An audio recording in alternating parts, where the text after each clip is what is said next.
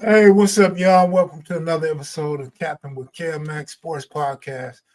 I'll be waiting for my co-host, GoYung DJ, and special guest in the cut with the horse picks, Mr. Goob from the Goob Show.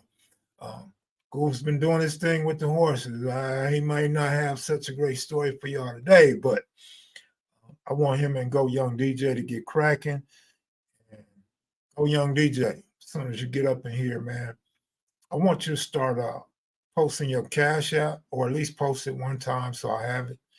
And Goob.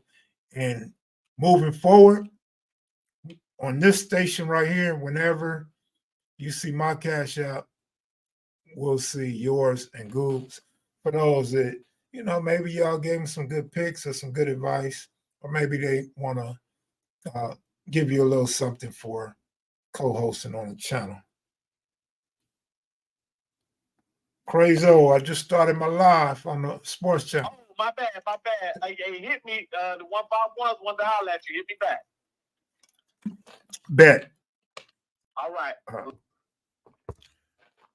All right. So we waiting on GoYung. Oh, my bad. Oh, I forgot to put GoYung DJ link, man. I'm finna put the link in the chat, bro. And for anybody want to come on and show your face, ask a question, or share an experience, feel free. Let's have a good time, man. The hour will go fast. You won't be on the screen too long.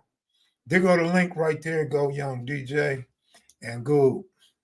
Goob might be over at his own show, doing his own channel, trying to get his hours up. I got to get my hours up over here too. So, Buck, if you want to go at it, come on with it, fool. No, I ain't Skip Bayless. I'm Crip Bayless, fool. I'm Crip Kalis, fool. What's up?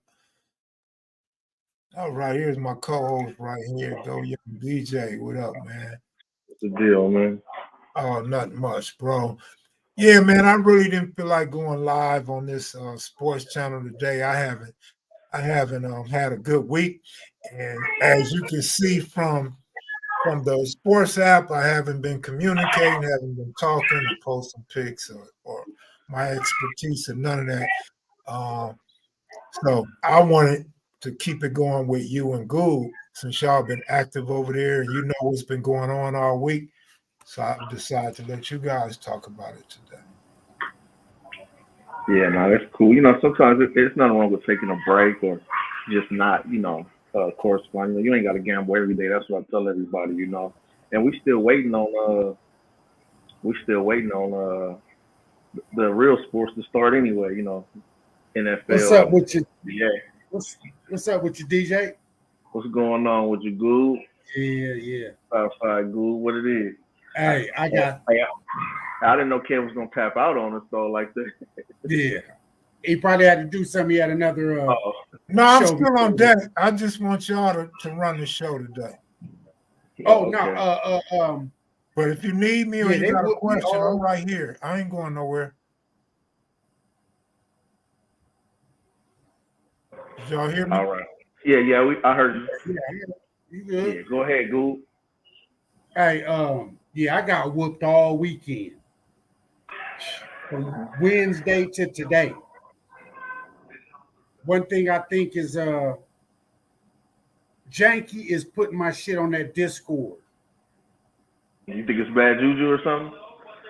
Yeah, homie. When I put my shit on there, I lost everything when I put my tickets. Not when I just say something. Mm-hmm. But when I put my tickets that I played, mm-hmm. I see that's a jank for me. Because I didn't win shit. When I didn't do it, I was hitting. You know what I'm saying? Yeah, it could feel like that sometimes. But I don't believe in it. But it can feel like that. It can definitely feel like that sometimes. Oh yeah, that's why I'll just give the picks, mm-hmm. and I'm gonna play them myself. You know what I'm saying? But outside, if I'm not going, but that's just my jinx. Everybody have their own, superstitions or whatever. Absolutely. Hey, let me respond. Somebody asked, did Bruce Bochy mess your ticket up again? He's the most overrated manager everywhere. Let me say this. Bruce Bochy can't mess my ticket up again.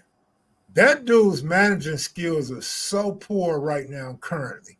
But I give it up to Bruce Bochy. He's been one of the best managers that I've seen manage games until recently. You know, and like I tell Jerry Allen and a lot of other people that as long as you don't have money on a game, you don't even see those little small mistakes. But when your money's on the game, especially when it's the last team on your ticket, you see all of that. You pay attention to that. So it's like tenfold. So to me, Bruce Bochy's a bum. He blew my ticket. He made a huge mistake, possibly on purpose. However, I take nothing away from Bruce Bochy. I thought he was a great manager before coming to the Texas Rangers, man. So it's just one of them things, man, where I got caught up on the wrong side of the fix or the wrong side of one of the biggest mistakes in recent times in baseball management. All right, y'all, go ahead. Go ahead, DJ. You got something on your weekend? Went kind of well.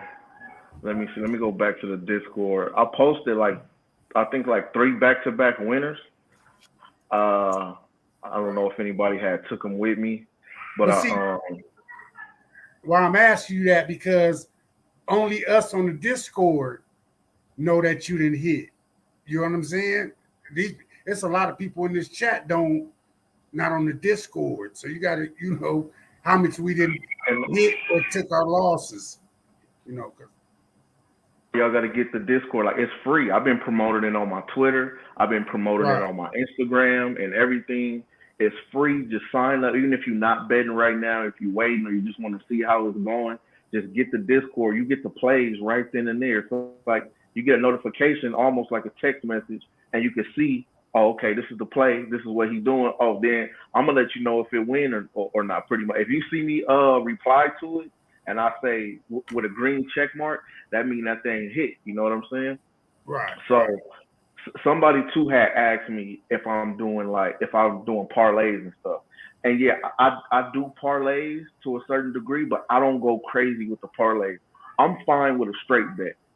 They say parlays is for suckers for a reason. Now they're not all the way for suckers. I mean, you can hit a parlay, but I'm trying to extend myself, so I'm gonna try to create those parlays that's gonna win you a lot for a little. But typically, I'm not the guy with 5, 6, 7, 8, 9 teams on a parlay. You know what I'm saying? And then especially like this, like I said before, I don't know baseball.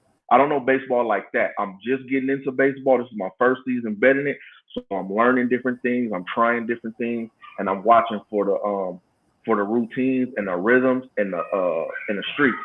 So I'm not going too heavy on baseball.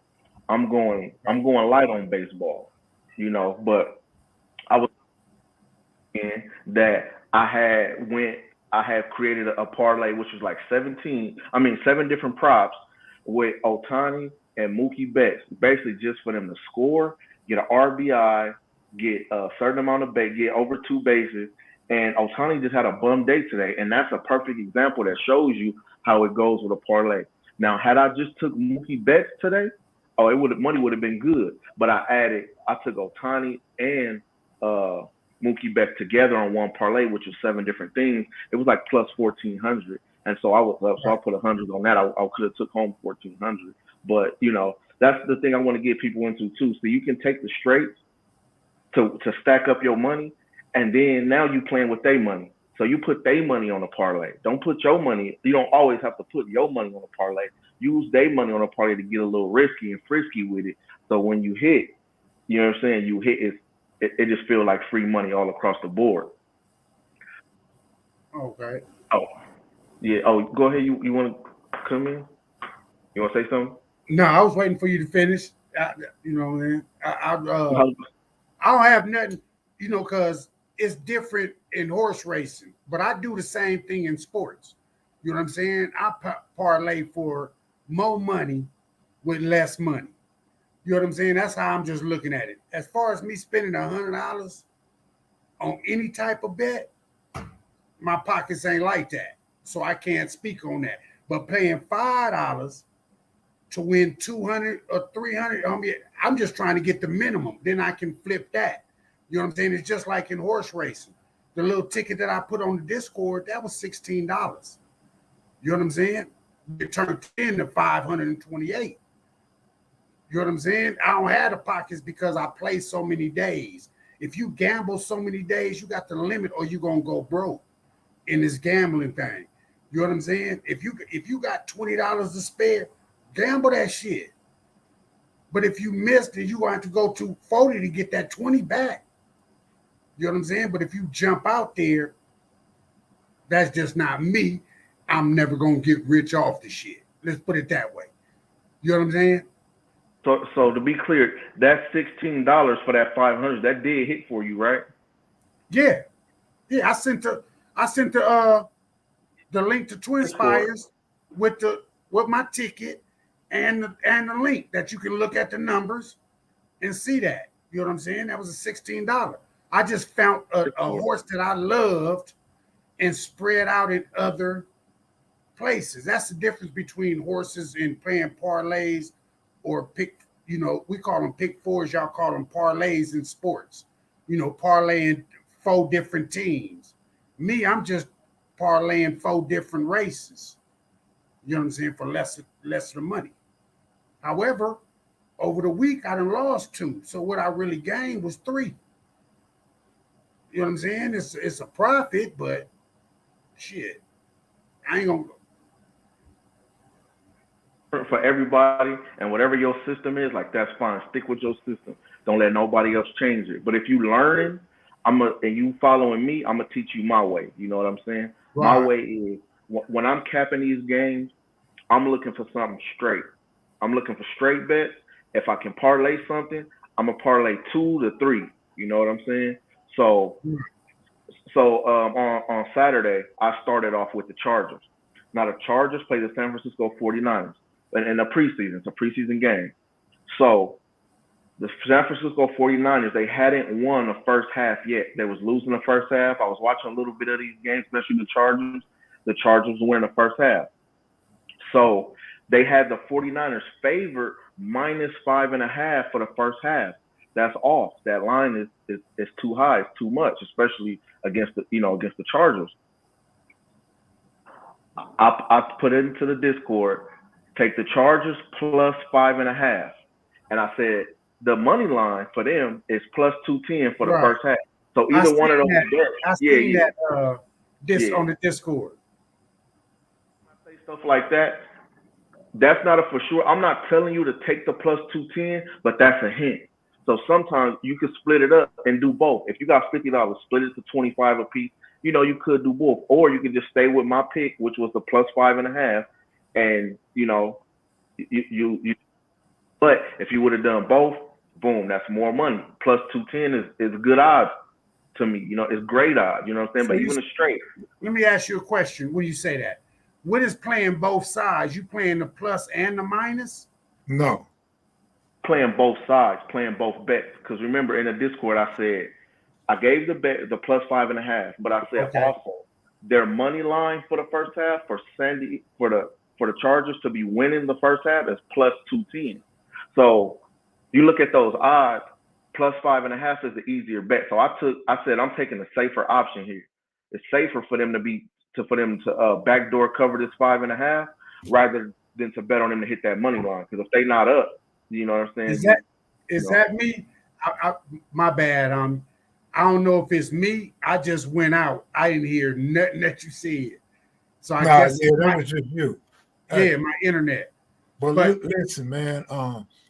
To me, there was a couple of easy college games yesterday. But I'm gonna tell you, as far as a lot of people don't do live betting. So when I say this, I know GoYung DJ understands everything I'm saying, but some of the people in the audience, if your gambling ain't up to par, if you haven't been gambling a long time, you won't understand what I'm talking about. But in-play wagering or in-game wagering yesterday, going into the game, I thought USC should kill San Jose State.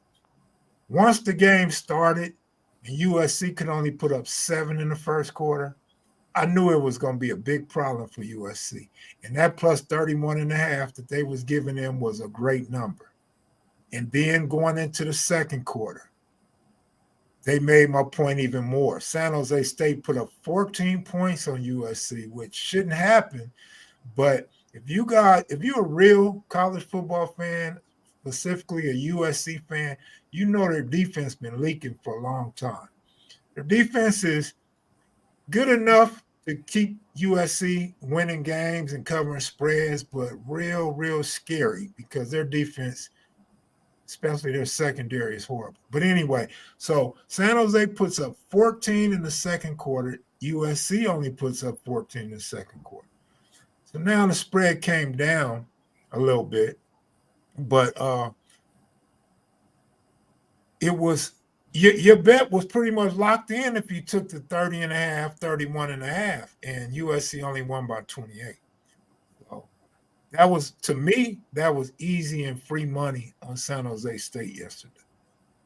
One question, let me see. I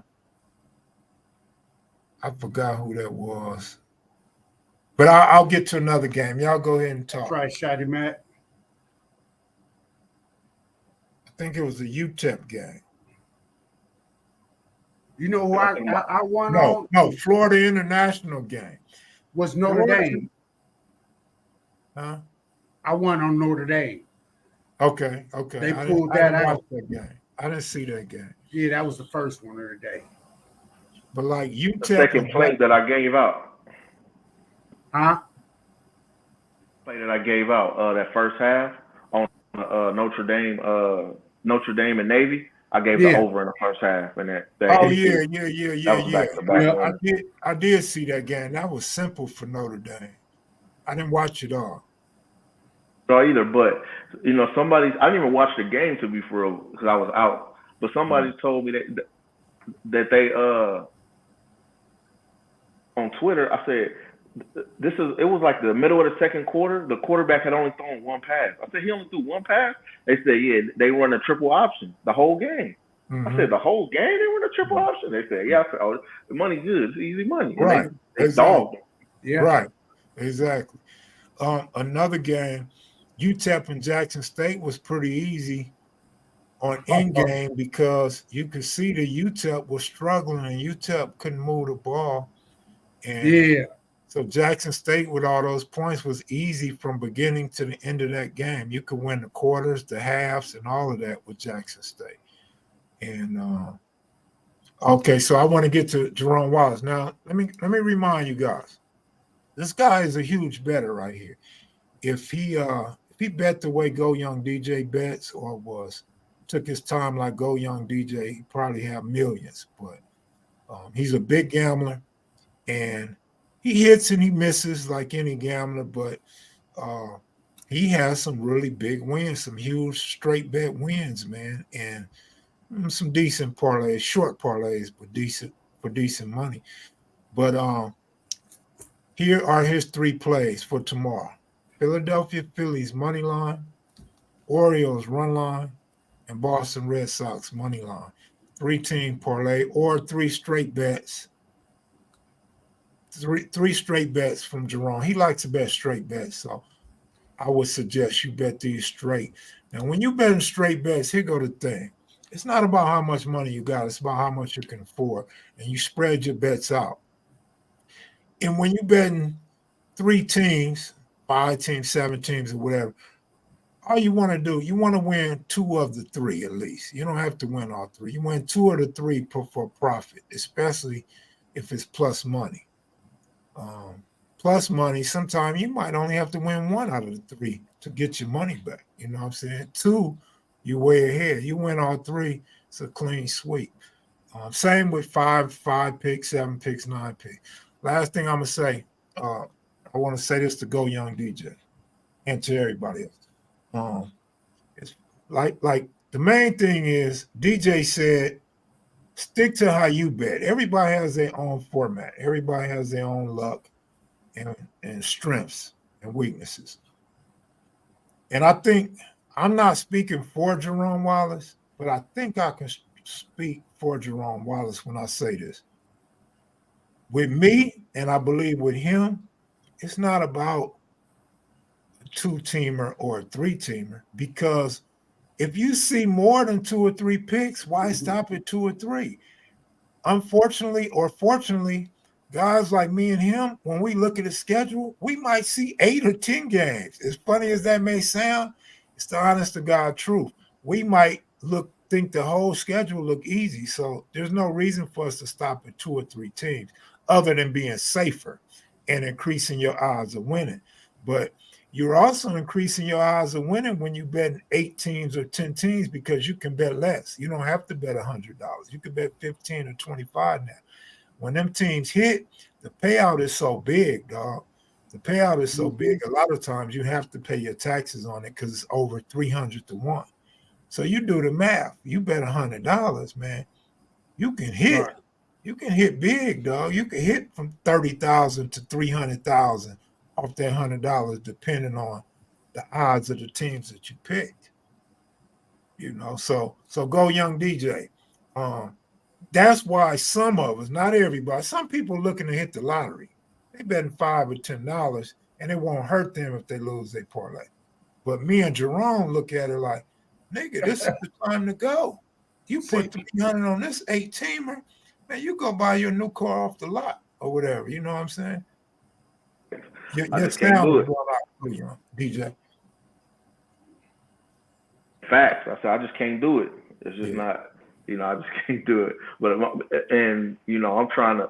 Like I always say, my saying is I'm chasing wins, not odds. You know what I'm saying? But like, it's nothing wrong either way. If that's your get down, then get your get down. If I see 5 or so good spots, I'm gonna break it up. 2-team here, a 2-team here, or a 3-team, a 2. I'm gonna just break it up. That's just how I do. I'm chasing the win. I'm trying to win.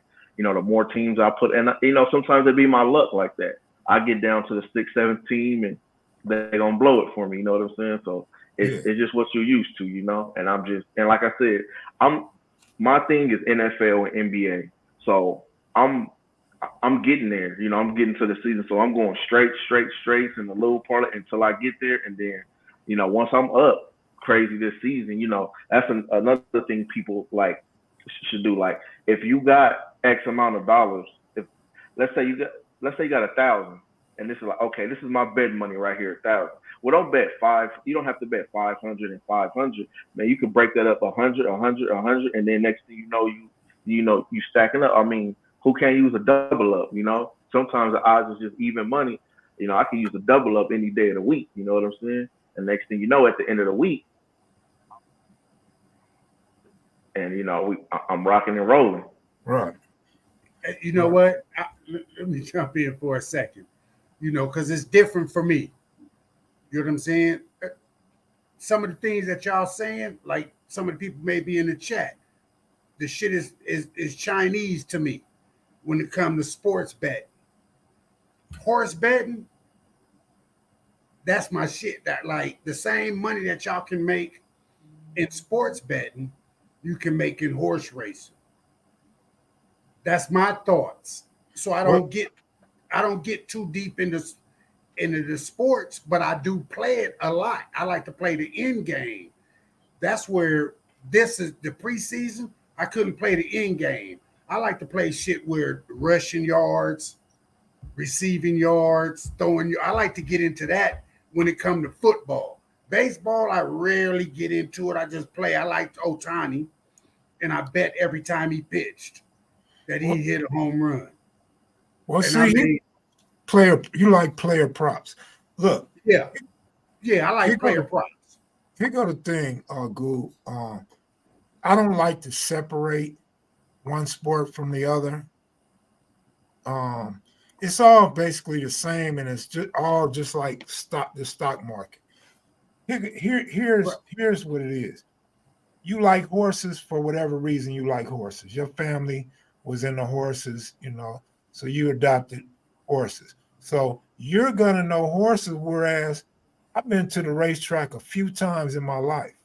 My father took me to one. I went a few times on my own and watched it on TV. I used to play in television horse racing. I loved it. I went mainly off the odds, of course, because you don't know the horse and the jockey on in television. So I went by odds. But what it is with football, baseball, basketball, we watch that faithfully. We watch it all day, every day, and we watched it growing up. So that's where we get our expertise or our fictitious expertise from, because you watch it all the time. Plus, the same with horse racing and sports. If you sitting there watching a horse race or sports, it makes it more interesting when you got some money on it. Right. But see, I study them. Them right here behind me. Oh, yeah, that's the only team that I study. Any other team? Well, you wasting your time, man. You ain't gonna get nothing out of that. When the last time y'all won a Super Bowl? We still got 6, though. We still got 6. Was you betting on those 6, though? No. I didn't start betting. You know when I bet? The first time I bet on them, I got out in 96. Played in the Super Bowl against Dallas.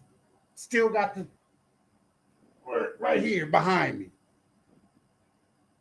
Lost all my Wallace, me and DJ had mentioned that recently, that odds makers do slip, and we do look for the odds makers to be slipping. So that we all have in common. And one thing, see, you're not in Vegas all the time, Jerome Wallace. I don't know if you mess with what is it called, DJ, that you guys bet on?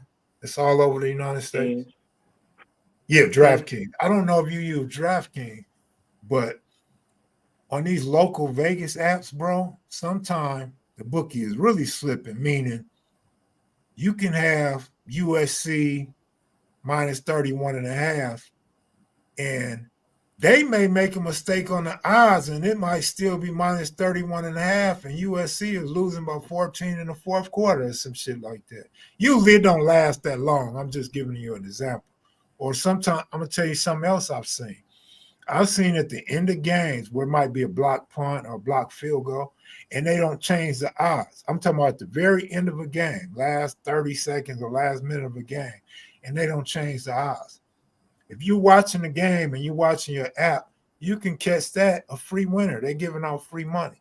The only thing is you don't want to bet your whole wallet because they kind of get hip to it. So you want to bet small. But then when you bet small and the bet goes through, you feel twisted. You don't bet big because it was free money. So that's the good thing about Las Vegas sports apps, man. You can actually really catch them making mistakes. I know everywhere, because everywhere line might be different. Like when I'm looking, and that's the thing. That's why I was trying to ask you to see what everybody in the chat room, like where y'all at and what y'all had access to. Because when I look, I'm looking everywhere. I'm looking what does FanDuel have the line at? What does Vegas have the line at? What does DraftKings have the line at? And a lot of times it's a discrepancy there. You know what I'm saying? FanDuel might have it at minus 31. Well, Vegas apps, they might have it at minus 30. You know what I'm saying? I'm gonna take the minus 30. You know what I'm saying? You got to take wherever the money is. And if y'all are in those states, like I was telling, I was asking Goob the other day here in Arizona, but I have DraftKings and FanDuel. You are at an advantage that a lot of other people don't have, because on those apps you have a lot more options. You have a lot more odds, a lot more things to choose. We just got FanDuel. We couldn't get Twin Spires. We couldn't get both. The only thing I had was Bovada. I don't know if you ever heard of Bovada. I used to like that because it had the poker in it too. You know what I'm saying? That's why I like that. But we now just got everything. So it's like if y'all in them places that got it, you got to take advantage of it. You got the cash out option, so a game don't even have to be over with. If you do, and that makes it different too, because where you at, if you got a 3-team or a 5-team parlay, you might could cash out in the middle of the parlay, and the game not even over with. I can't do that in Vegas. You know what I'm saying? Right. So a guy that I know, he's killing off RBIs. 2 RBIs, a player getting 2 RBIs, 3 RBIs. I'm talking about the odds of 700, 1,400, 500. Like, they great odds like that. But in Vegas, we're not getting that right now. We can only choose like one RBI. It's not giving us the options for 2 RBIs and 3 RBIs and stuff like that. But this dude is parlaying them. He's taking them straight. If you can take something straight at plus 700 odds, you don't need a parlay. What you need a parlay for? That's good right there. Or if you put that with 2 guys with plus 700 odds at an RBI, you put them 2 together, man, your odds is through the roof. Care who win the game or not. Prop, is to hit. But this is why the Discord is so good too. You got Goob, his expertise is horse racing. You got Kev Mack, he gonna put together the parlays. You got me, I'm just trying to get you some wins. You know what I mean? So you got 3 avenues right there, 3 different. We not, even stepping on each other's toes. It's all, you got different aspects, whatever you want. Oh yeah. See, the thing of it is even though I'm gonna learn from both of y'all, when it comes to football and sports and all that, I'm gonna learn for y'all. I'm not saying because I'm ignorant to the fact. Like I said, what y'all was talking was Chinese to me. You know what I'm saying? But hey, if that can add another avenue for me to make some money, I'm with it. Just tell me I got shit. My shit is going in one ear. You see what I'm saying? It's the same thing with horses. If you decide to get into horses, I'm gonna give you a little bit on some horses and how to play them and what to do with them. You know what I'm saying? We all gonna make some money. Different avenues. What's the name of the Discord and how do they find Discord? I just sent somebody a link. Too in the chat, but it's Breadwinners Bets. Breadwinners with an S and bets. And I'm gonna post the link again right now. Instagram is GoYung DJ, just like it's spelled on here, and it's right there in the link of my bio. The link is in my bio on Instagram. All you gotta do is click that link. If you don't have a Discord, it's gonna prompt you into creating a Discord. If you already have a Discord, it's gonna literally just, that invite is gonna get you right in there. Yeah. And see, like I'm saying, I put mine on the Discord for y'all to take it because I'm betting this here. If DJ put something on the Discord, he playing that, I'm going to play it too. Kev put his on there. You know what I'm saying? I'm going to play it. I'm not in play. Yeah, I might not put nothing up there, y'all, to week 3. No, I'm dead serious. Maybe week 3, I'll start posting picks. GoYung DJ, your mic goes in and out. I got a real mic like y'all. I got a real good mic, but it won't work on my old ass dinosaur computer, so I use a generic mic. But I got a mixer to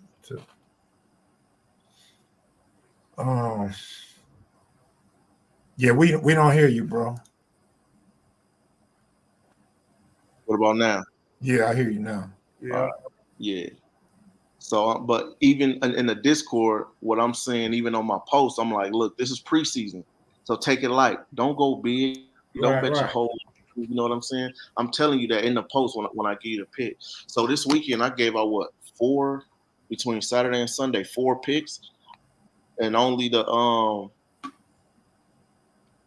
USC one didn't hit. So that's 3 picks. So that's profit. If you win 3 out of 4, profit. 3 out of 4 is good. Yeah. I was up. So you know what I mean? Like, and that's my first week I did good. This week when I put mines up, like I said, when I put them up as far as this is what I played, I can't do it. I gotta write it in the text. This is what I'm gonna play instead of showing my tickets. You know, that's just a jinx for me. Oh shit! I didn't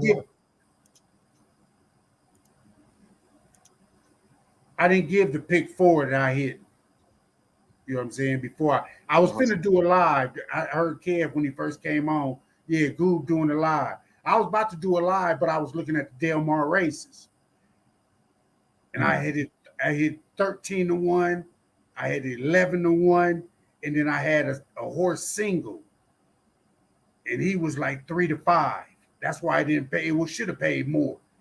because the 9 that came in, I think he was 13. He paid 13. But I didn't get that out because I was just on the humbug betting some shit because I had lost all weekend. Yeah. So sometimes you're going to lose, sometimes you're going to win. That's all I'm saying. Facts. Hey, since we on the sports channel, let me ask you a question. And DJ, you still young enough to have a great memory, but I don't know if you old enough to know this guy or not. So I'm gonna ask you a question, or maybe the audience will know. Let's see. Do you know? Let me see. I gotta find it. Now, anyway, Benoit Benjamin had came on the show, and now they're talking about trying to get me some other NBA players on the show, but I don't even know these dudes' names. For all I know, they might have played junior high school basketball and career ended there. Let's see. I'm trying to find the names. Hey, so he was supposed to be in studio. What happened? I don't know if he had. Man, this fool missed his plane. Probably went to get high before the plane took off. Hey, he gets there 2 minutes. They told him something about be there 45 minutes before the flight, and he was like 43 minutes. And Put they that was like, Jerry no. Allen quote up. I mean, question up. They Put don't. Jerry Allen's question up. Jerry Allen. Which they only question? race that one right there. There's Del Mar and Saratoga. This week, Saratoga start on Wednesday, and I know Del Mar is on Thursday. They may go all the way until Monday because Monday is a holiday. So it's Ricky Monday Pierce. Do y'all know who Ricky Pierce is? No. I only know one Pierce. Paul. Yeah, that's Paul. And see, that's what I'm saying. I don't know if it's even worth putting these dudes on, but they talk to Allen Iverson regularly. I would love to have Allen Iverson on, but I don't know if he can relate to the shit we be talking about. But man, you know he gets, huh? Yeah. You know AI's humble, so I know. Right in. But he probably, for some reason, the guys that I meet in professional sports, they don't gamble on their profession. They gamble like cards and stuff like that. Sometimes dice. They usually play blackjack, like Charles Barkley and them. They might go. Or some poker. Yeah, poker. Poker's so slow for an NBA player, though. You know what I mean? They into that fast shit. What's that other game they play on a plane? They be playing on a plane. The one that Gilbert Arenas and dude got into it about. Was it Tonk? Oh, Tonk? Yeah, Tonk is a cold game because you can make some money on Tonk. It might not, though, but I forgot the game. But, yeah, they get into it with each other over that. You know, they said Kobe slapped somebody over the game or something like that. And, you know, Gil, like I said, Gil and Javaris got into it over that. But I heard a cold story about AI on a basketball court. He made a bet with a dude in like a pickup game, an and-one dude. And the and-one dude scored on him or beat him or something. And he said, man, if you score on me again, I'll buy you a Range Rover. And dude scored on him again, but he didn't buy him a Range Rover, but he gave him like 20 racks or something like that. Yeah. Let me see. There's some cold gambling stories that I would like to get on here. You know, I would like to get some people that, you know, might be other cappers or that gamble a lot and get them on here and tell some of them epic gambling stories. You know what I'm saying? Damn, I wanted to put on something from Moon, but I don't see it. Moon was a boxer back in the day. Let's see. I don't see it on my computer. Damn. He was talking about his favorite boxers and the best fighters from his opinion. Yeah, I love boxing too. Hey, Jerome Wallace, though, Tonk, I learned Tonk in Louisiana. Hey, they used to have gambling houses for Tonk straight up. You know what I'm saying? If you can get 10 players to play, oh, man, Tonk was some nice little change, boy. Yeah. I played Tonk a few times, man, for some money. I didn't do bad, but I can't bet big on it because it's not my game. You know what I mean? Hey, yeah, it's just like that. You can bet on side best. You know what I'm saying? Before it's who got the highest ace who got the highest spade? Who got the highest heart? Yeah, I Highest love that. diamond? But you could do that on blackjack too, though. You could do that in spades as well. You could do that in all kind of games. The game they was playing is called Boo-Ray. It wasn't Tunk. Okay. It was Boo-Ray. I never It was heard who? of that game. Me neither, but it's something that NBA players play. Yeah, I like, ain't never heard of that. stuff like that. Yeah, Boo-Ray. Yeah. Have Kev, you looked at any futures bets? Nah, man. I like I said, no, I think that was Goob I was telling. I'm not doing nothing right now, man. That I got broke that day, man, and I'm not in position to bet, so I'm not even following stuff. I got other things to take care of. I'm trying to get these channels popping. You went too hard. Yeah, I do go too hard. Ain't no question about that. I'd be a fool to try to debate or argue with you on that.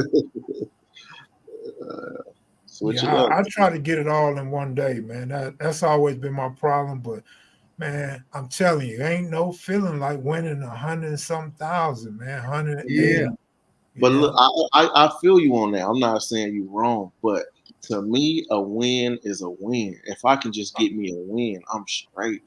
But I Yeah. want that 100 racks. Don't get it twisted. Yeah. But I need a win every day. You know, so Yeah, every time, you know what I'm saying? Just give me a double up. I try to teach my son that since he's still younger and got a long life ahead of him, but he don't listen. I guess some of us, man, we just hard headed. Why would he listen though? We too greedy. I don't know why he won't listen, but No, but why would he listen? Why would he listen if you the opposite? He don't have to be me. I'm trying to tell him not to follow my footsteps. I didn't even want him gambling. I've always told him not to gamble, but if he's gonna gamble, shit, that's on you. Right. But this is my point. 2 days in a row, he had 2 winners, 2-team parlay, 2-team parlay. And I'm telling him, just do that every day. You could do that for $50 or $100. You ain't got to, man. Right. So what does he do? He pick a 3-team parlay, 2 of the 3 win. And I'm like, I told you, man, stick to the 2. You do this every day. So, you yeah, but he won't do it. Man, you supposed to be there. And see, he got a mortgage. He got a brand new Tesla, $1,000 a month payment, and he want to do other things besides pay his mortgage and pay his car note. So that happens to be another reason why he wants to go so hard. But like you said, 1 or 2 teams a day in 10 days, he could pay his car note, pay everything. So and his mortgage ain't much higher than the car note. So the next 12 days, he could have his rent paid, and then the next 8 days or 9 days can be his profits. See, I'm not We're trying to bet on football. What's your main go-to on football? Either one of you. My main go-to is money line. Yeah. And when I'm balling, when I'm doing good, I actually go during football season. I actually go to the 3-team teasers where you get all those points. You get 10 points. Right. And you could bet heavy on that. I don't think I've ever lost a 10-point teaser in my life, but they won't let you do more than 3 teams that I know of. So, but you could do more teams if you just do 7. Yeah, but I don't think they give you 10 points. So if you take 3 teams. No. What I'm saying is, if you go down to 7 points instead of 10 points, they let you do more. No, absolutely. You could do 15 teams. But right. What I'm saying is 10 points, nigga. Yeah. That's the big difference from 7 points. Right. 10 points, I don't think I can lose an NFL game on a 10 points plus the teaser. Yeah. Because you can take a team, let's say the Philadelphia Eagles is favored by 3, you could get the Eagles plus a touchdown. And vice versa. If you got the Cowboys getting a touchdown, you could take the Cowboys with 17 points. Yeah, they sorry, but they're going to hang within 17 points in a football. Right. And then over under. See, I haven't seen a 10. That's what I had never seen a 10-pointer. Yeah, I mean, I'm surprised if they don't have it on that app y'all use, but that's a big difference because that's 2 whole scores, bro. That's a touchdown and a field goal added on to the point spread. Yeah. Do they have it on the app, DJ? Because I don't think so. yeah, They because don't have I go to this place and play mine. I don't play on the app. I play like I just go to this place so I can get my cash right then. Whether I know it's transferred and all that, but I like to see my tickets and Go Young DJ. You seen that bet though, right? On William Hill, right? What bet? Plus 10-point teaser. No. Man, you I slipping. didn't see it. I'm not saying it's not there. I haven't seen it. Yeah, you slipping. I'm gonna have to show it to you if it's on the new app. Because since the introduction of William Hill to Las Vegas, it's been there. Yeah. And I've cashed out on that for years. But I only bet it when I'm way up because you're basically getting like even money, or you may get a little more than even, not much more than even money. So if I got 10 racks, I could double that 10 racks to 20 racks. Yeah. And you rarely ever will have to sweat because you're only picking 3 teams. So you got a whole schedule, 15, 16 teams to find 3 games that you really like. You get 10 points. So I figured the same way like on money line, you find 2-3 teams you like and money line them. Yeah. But what I used to do was I would even add it with a prop. So like last season, they would have Tom Brady's rushing yards at over half a yard.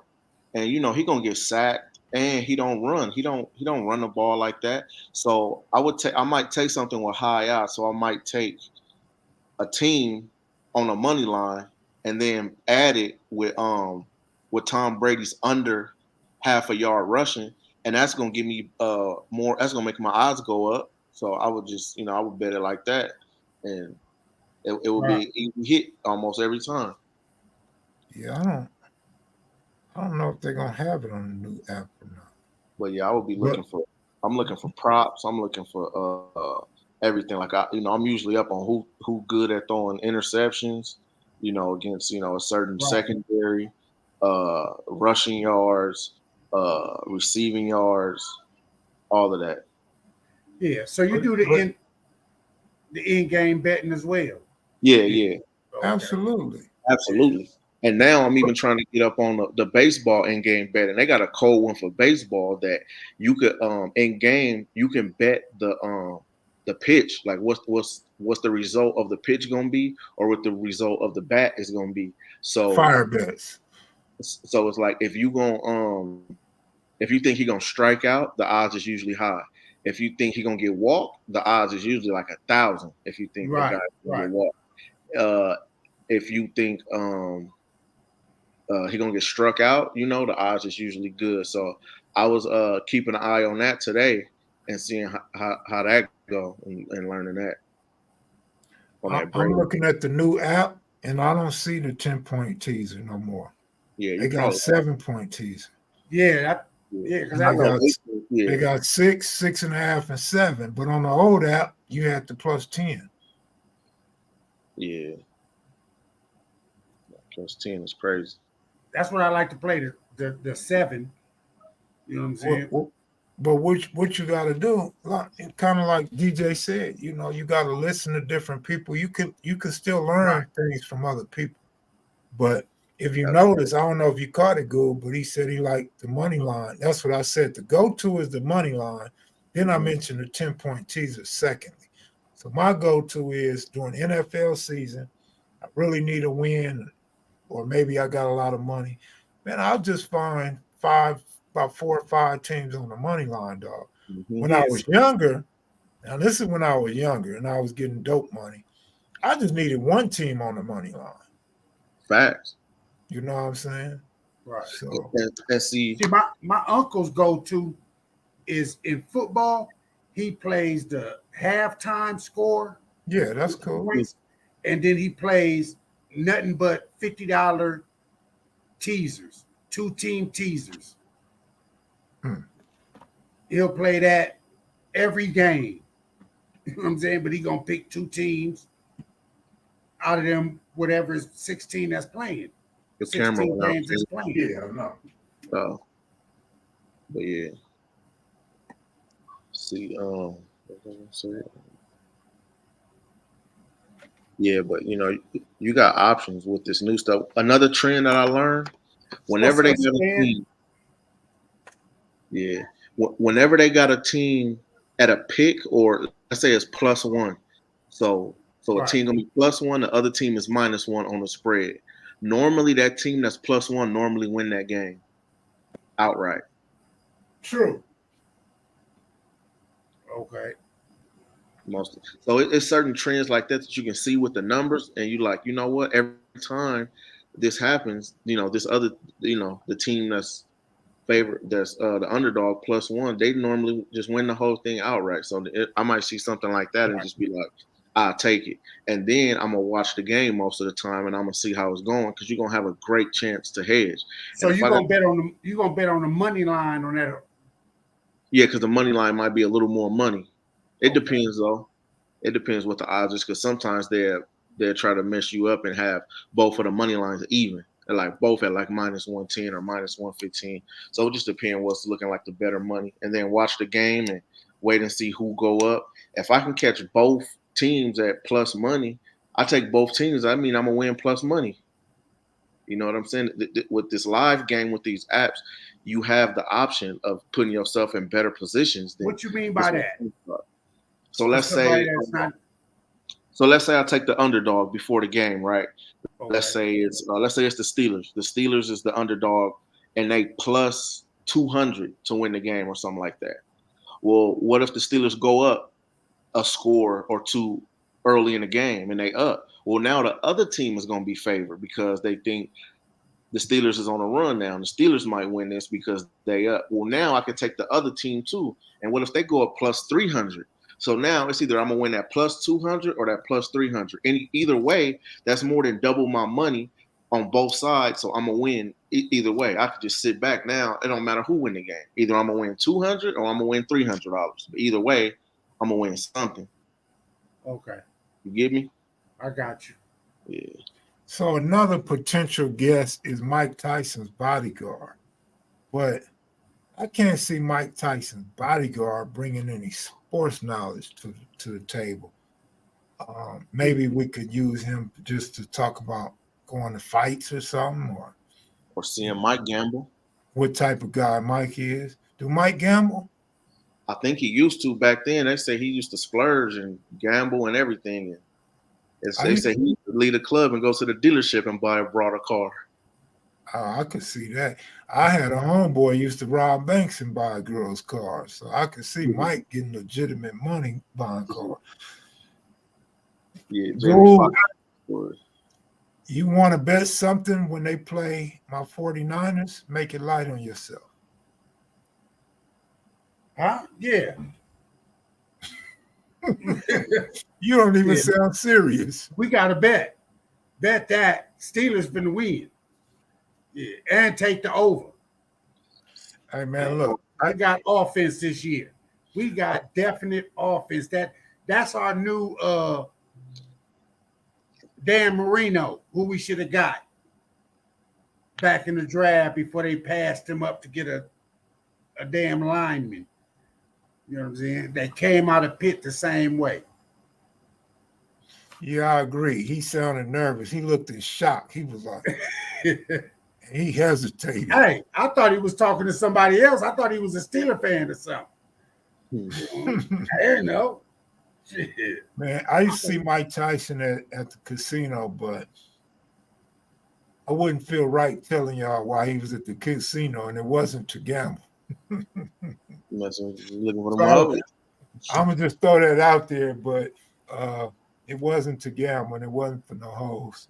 Floyd Mayweather, he's a hell of a gambler. I seen him gambling for many, many years.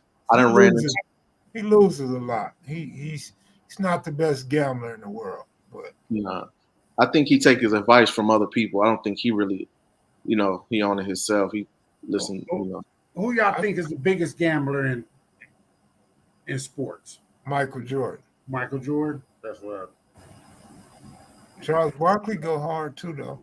Yeah. But yeah, they say Mike will play he'll shoot dice with you. He'll play poker. He gonna bet on golf. Yeah. Jordan.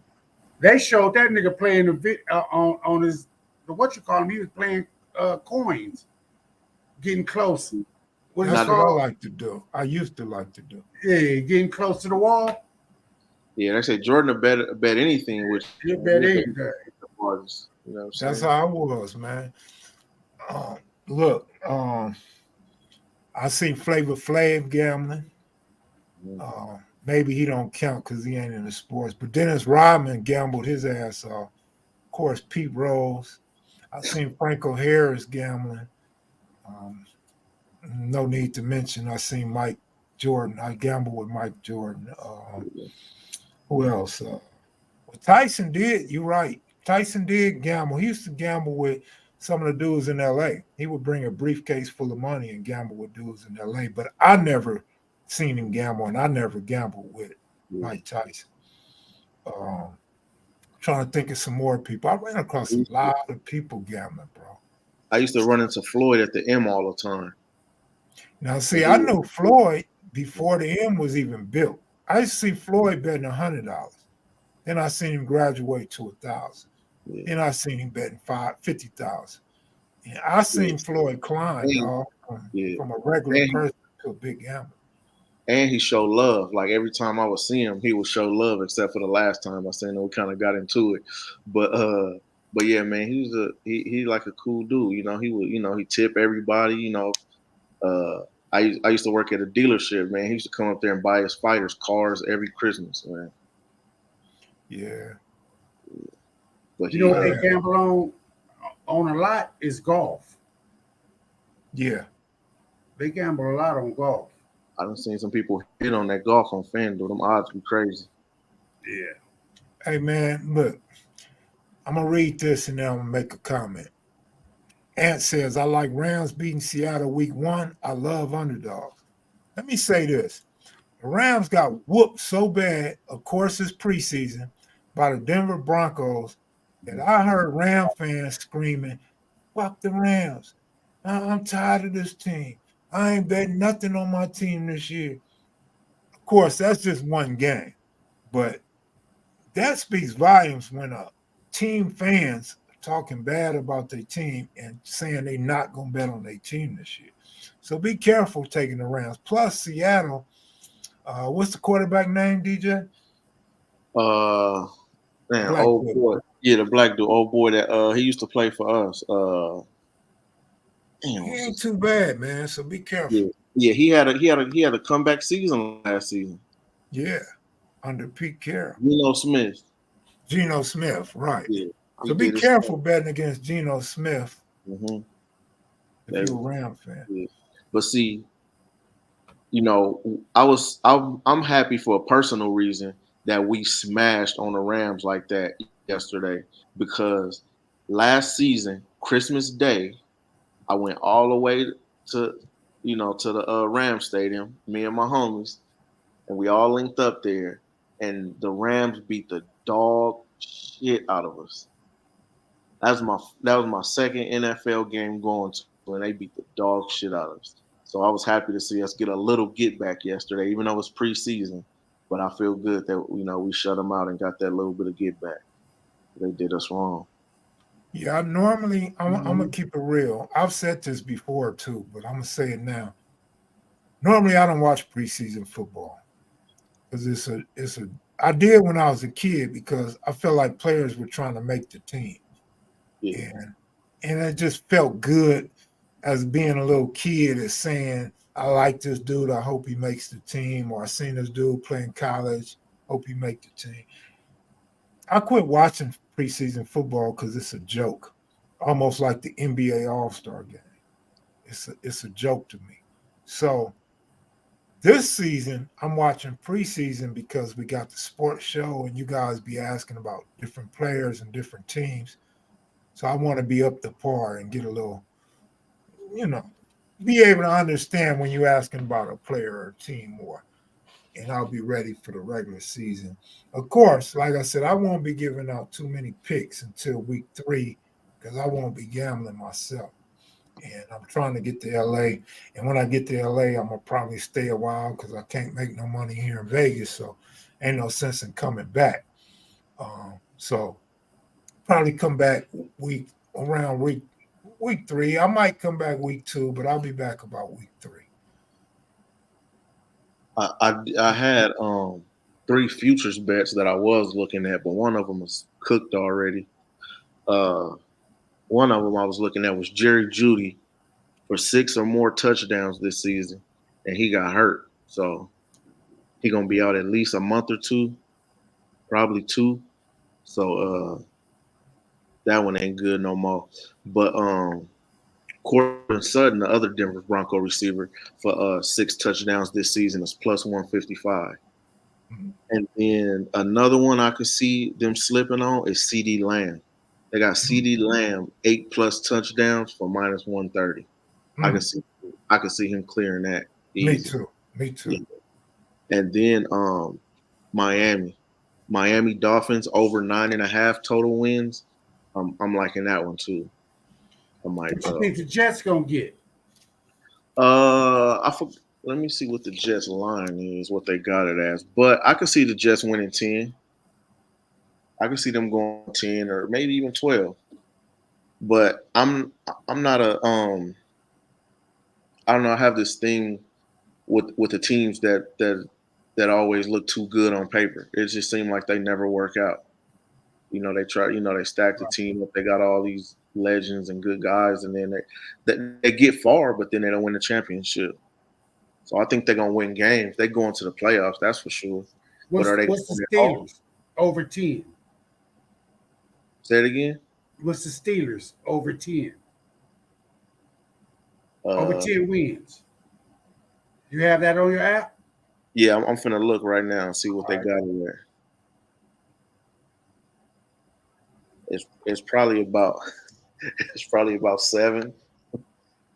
Shit, anything above that, then you got to take that. Almost.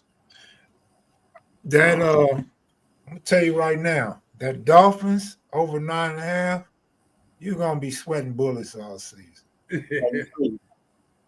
They if you look at their schedule, I got them landing right around that 9.5. They're gonna win 9 or 10. That's good enough. 10 is good enough. 9 ain't. Let me see what I got the Jets going. We're gonna be 1-0 after the first week. Hey, something I wanted to say. Something that DJ has said last live. I forgot. Okay. I'm gonna see. Yeah, that's what I said, 10 or 12. Maybe. I think but you got to remember, everybody now, when you think about the Jets, you're just thinking about Aaron Rodgers and you think about their offense. Remember their defense. Remember their defense was the truth last year. Defense is cool. Yeah. But I think people forgetting about that defense. Oh, I'm not. All right, let's see. Better half a note, Jets, Jerome. 2 and 1, 3 and 1, 3 and 2, 4 and 2. I can't type it in. I don't know what's wrong with me. 6 and 2. So they got the Steelers over 8.5, over under 8.5 wins. 4. Yeah, I'm taking that over. 9 and 5, 10 and 5. I can see the Jets winning 10 games. You hear me? Yeah, I hear you. No, I was talking to Jerome. Oh. I was giving him a bet. He say bet. I said bet 50. We got that bet on live. I see the Jets winning 10. Jerome Wallace says 10 max. They could possibly win 11 games. They could possibly get 11. Pittsburgh 10 and 7. I did the math when Rockhead was on. I got Pittsburgh winning 9, as I do the Patriots 9, and that's why I told Rockhead I bet him that Pittsburgh won't win more games than the. Well, you ain't told me nothing, so I told Rockhead. Now we over 9 wins this year, man. All right, good luck. Now, as far as when we start talking about Jets in Miami, This is what I need you guys to remember. I know DJ understands. I don't know if he remembers though. It's going to be a tough division. That's the division that I picked to be the black and blue division this year. Still in the Chicago and them term for their division. You got the Bills and the Patriots in there. And I know y'all ain't respecting the Patriots, but you got to respect the Bills. So there's no way we're going to have a Jets winning 12 and a Miami winning 10. That won't happen. They're going to be beating each other up. Somebody has to win, somebody has to lose. And they're going to be playing teams like the Eagles and Chiefs this year as well. So now you get outside of the division, you're like, oh, shit. They got to play the Chiefs and the Eagles. Those are potential losses. Those are potential toughest games of the season for them teams. So it's going to be hard for everybody to win a bunch of games this season. Last year, they won 1-1. All right, y'all. Can't hear you. I said, didn't they split it last year? Miami and Buffalo. Then they go 1-1. Jerome, what? Probably so, but you kind of mentioned it the other day, though. That's what's going to happen in rivalries. Yeah, There's going to be some splits. yeah. Maybe the home team wins the games in those matchups. Maybe you steal a game on the road, and the team comes back and steal the game on the road. So it's not going to be easy for all of them. Jerome Wallace emphasizes the Jets will not win 11 or 12 games. And I just want to make it clear. I see the Jets winning 10, homie, possibly 11. So you say what you say. I'm not saying 12. That's you guys throwing the 12 out there. I say the Jets can win 11 games this year. I got them winning 10, possibly 11. But like I said, I see the Dolphins going over that 9.5. I mean, I got them winning 10, 11. So, like, they're going to have problems with the Ravens. They're going to have problems with the Bills. But then you got, like, Titans, Commanders, Raiders, Broncos. You know, they're going to have problems with the Chiefs. Panthers, they're going to smack the Panthers. They might have problems with the Eagles. The Giants, they're going to beat. You know what I mean? The Patriots, they're going to beat. The Chargers, they're going to beat because they playing all AFC. They playing AFC West this year. So they got to beat the Patriots twice, which is possible. But usually Belichick, after a loss, he usually bounce back. Yeah, but you see what I said about these teams you guys are mentioning are going to play the Eagles and Chiefs. It seems like people that's predicting wins aren't really paying attention to they're playing the people that were in the Super Bowl last year on top of divisional games. And Jerome Wallace, that's up for grabs. The frustration hitting the Jets, that's very possible. Can't take that away from you at all. Can't take that away. I just think, like DJ said, the Jets defense is going to be the X factor. Forget Aaron Rodgers. Aaron Rodgers is only going to have to manage the game now. He doesn't have to be the guy he was when they were winning in Green Bay. And he's going to manage games well. I guarantee you that, bro. Then, like I said before, the Jets' only holes to me are on the offensive line.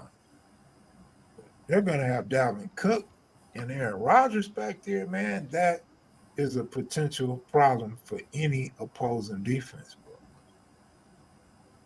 We'll see, though. This is going to be fun to look back and see how I need to write all this shit on a chalkboard so we could go back to this at the end of the season. Because what I want from you guys, I want you guys, if you're betting or you just love sports commentating, I want you guys to look back and say, I like DJ. DJ's on point. I like Goob. Goob's on point. I like K-Mac's on point. I want you guys to figure out for yourself and Jerome Wallace and even Reggie Owens. I want you guys to see for yourself after we build up some history for you guys who y'all really like and who's really giving you the information that helps you. So this is all about helping each other, trying to elevate everybody's winning percentages. Mhm. You know, that's what I want to accomplish out of this. It's Of course, us. I want to get some celebrities to come on this channel too and say that they like one of us or all of us, you know, the whole panel. Yeah. Who you Us what- against the books. Remember that. Us against the sports books. who y'all got as the best or the hardest division? I explained that already. That division right there with Miami, like that's a tough division. I mean, I'm biased. I always say the AFC West is the hardest division. You know what I'm saying? But man, Goob, I answered that on one of the other lives. I know. Okay. Because I'm saying that if you look at our record, we got 10 wins in our record. Not easy, but 9. hey, 9. we can get past 9. but you know how y'all do. Y'all lose to the Browns twice though. Yeah. That's what I'm saying. We got a new era. We got points to be put up. Our defense we got an offense now. Look, Jerry Allen, he is an egomaniac. I've seen him maybe 2 or 3 years put his ego aside and work with basically nothing and have contract problems and still go out and perform and do his job. He also played hurt an entire season, and a few weeks of another season he played hurt. But listen, when it comes to choking, Austin, Texas. when it comes to Aaron Rodgers choking on the Jets, he may make some bad decisions. He may get sacked, fumble, throw interceptions, but in a big spot, I don't think he's gonna have much of a problem because the Jets defense, bro. I'm telling you, the X factor is the defense. So they'll probably be playing with great field position all season. I'm predicting. And see, I'm saying the same thing about Miami. I know it sounds like I'm a Miami fan right now, but remember they got Xavier Howard as a DB. They got Eli Apple, and he whatever, but he could play. You know what I'm saying? And then now they got Jalen Ramsey. Remember they got Bradley Chubb from us, the Broncos, rushing. We hear you, Jerry. Ramsey get burnt so much. He used to be a lockdown defender. Yeah, nah, he do, but he can play like with that. It's easier for him when he got help. He got help on the other side. He got help in the slot. They got decent safeties. Like that's a top tier. And then you got Bradley Chubb rushing the quarterback, putting them under pressure. Mm-hmm. Like I'm still mad we traded Bradley Chubb and Von Miller, but man, that's a cold defense. That's gonna be a cold team, man. Yeah, I agree with you on AFC East being tough. I think we all have our own biases. Like you said, you like to say the AFC West. Goob and them are going to pick the AFC North. I'm surprised Jerome Wallace isn't saying the 49ers division is going to be tough, but I think that's his lack of respect for the Rams and Seahawks. Probably. And we play both of them, so that's easy, 2 wins. Yeah, we're going to beat that whole division. I think your division is trash, but no, it's not. Y'all got the Bengals. Y'all got the Ravens. Y'all and got the the Browns. And that goes, see, this is what I want you guys to understand what I'm saying. You don't have to understand it, but understand my point is when you talk about all these teams winning all these games, right? That division right there. The Steelers got to go up against the Browns, the Ravens. The Ravens going to create problems for Pittsburgh. And the Bengals, who will give Pittsburgh a great run for their money. And you never know what the Browns are going to do. The Browns can upset the Steelers any given game, bro. So it's going to be hard for you guys to win. Let's say Jerome Wallace, DJ, Crazo, the Steelers. But we're going to split each one of them, just like you said earlier. Okay, well, you're going 8-8 then. And you got to have 9. You got to have 17 games. So, again, 9 and 8 is my prediction for y'all. Y'all splitting your games. We splitting there, but give you one. We taking the whole NFC West down. So Well, that's take them down.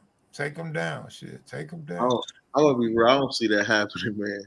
It's no way. I mean, y'all gonna win 9-10 games, and then what? What Cincinnati and Baltimore gonna do? They at the That's what top. I'm of the saying. league. You know what I mean? Like, they're not better than us, though. but they gotta lose some for y'all to go 10 or what you All say? we want to do is get in.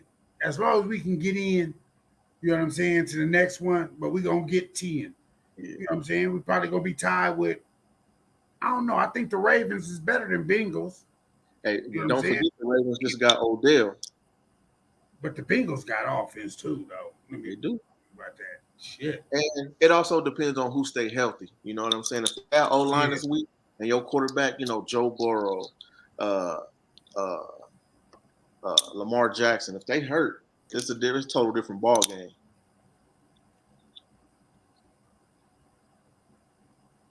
What? I already said we beating the Niners, homie. Don't even trip. Goob, That's already in the bag. Goob, whatever week y'all play Seattle, you gotta bet. I think Seattle's better than Pittsburgh. I bet not. And Amari Cooper. I think we played them the last game of the season. Okay. So they might win because we might already be in the playoffs. Yeah, all right. You making excuses already. How about Amari Cooper? He might be the X factor when they whoop on y'all too. Okay, me and Goob got $50. Bet, post this. Yeah, I already posted it.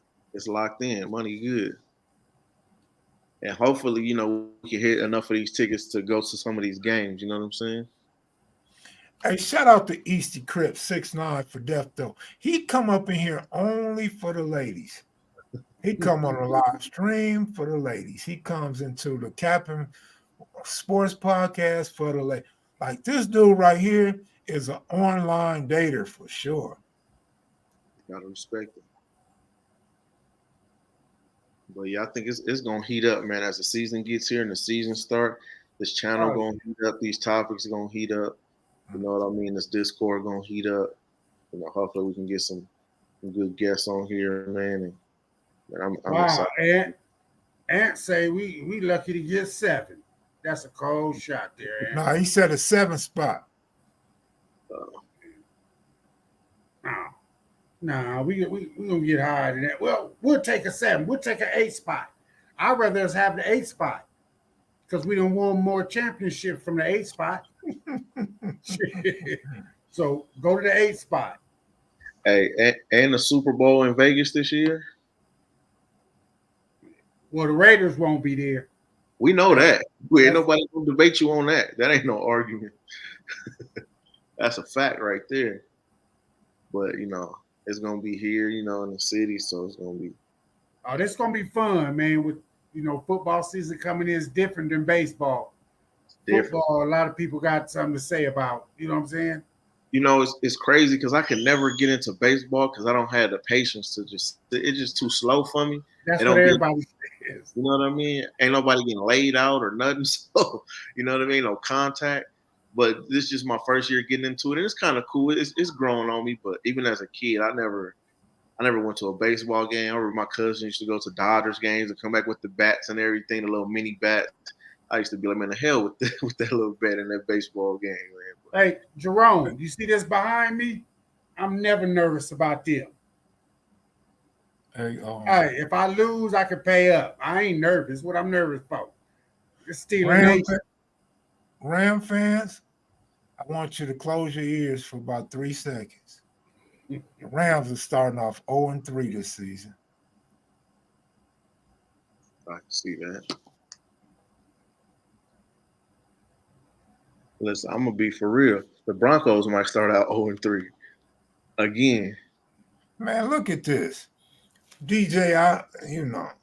Let's be unbiased. Mm-hmm. The Rams got to play the Seahawks, 49ers, in Cincinnati. They got to play the Colts. Then they host the Eagles, Cardinals, then the Steelers. The Rams will be lucky to have 2 wins come week 7. Yeah, them sound like all L's. I'm gonna be for real. Man, they got problems. Then guess who they play week 8? The Cowboys.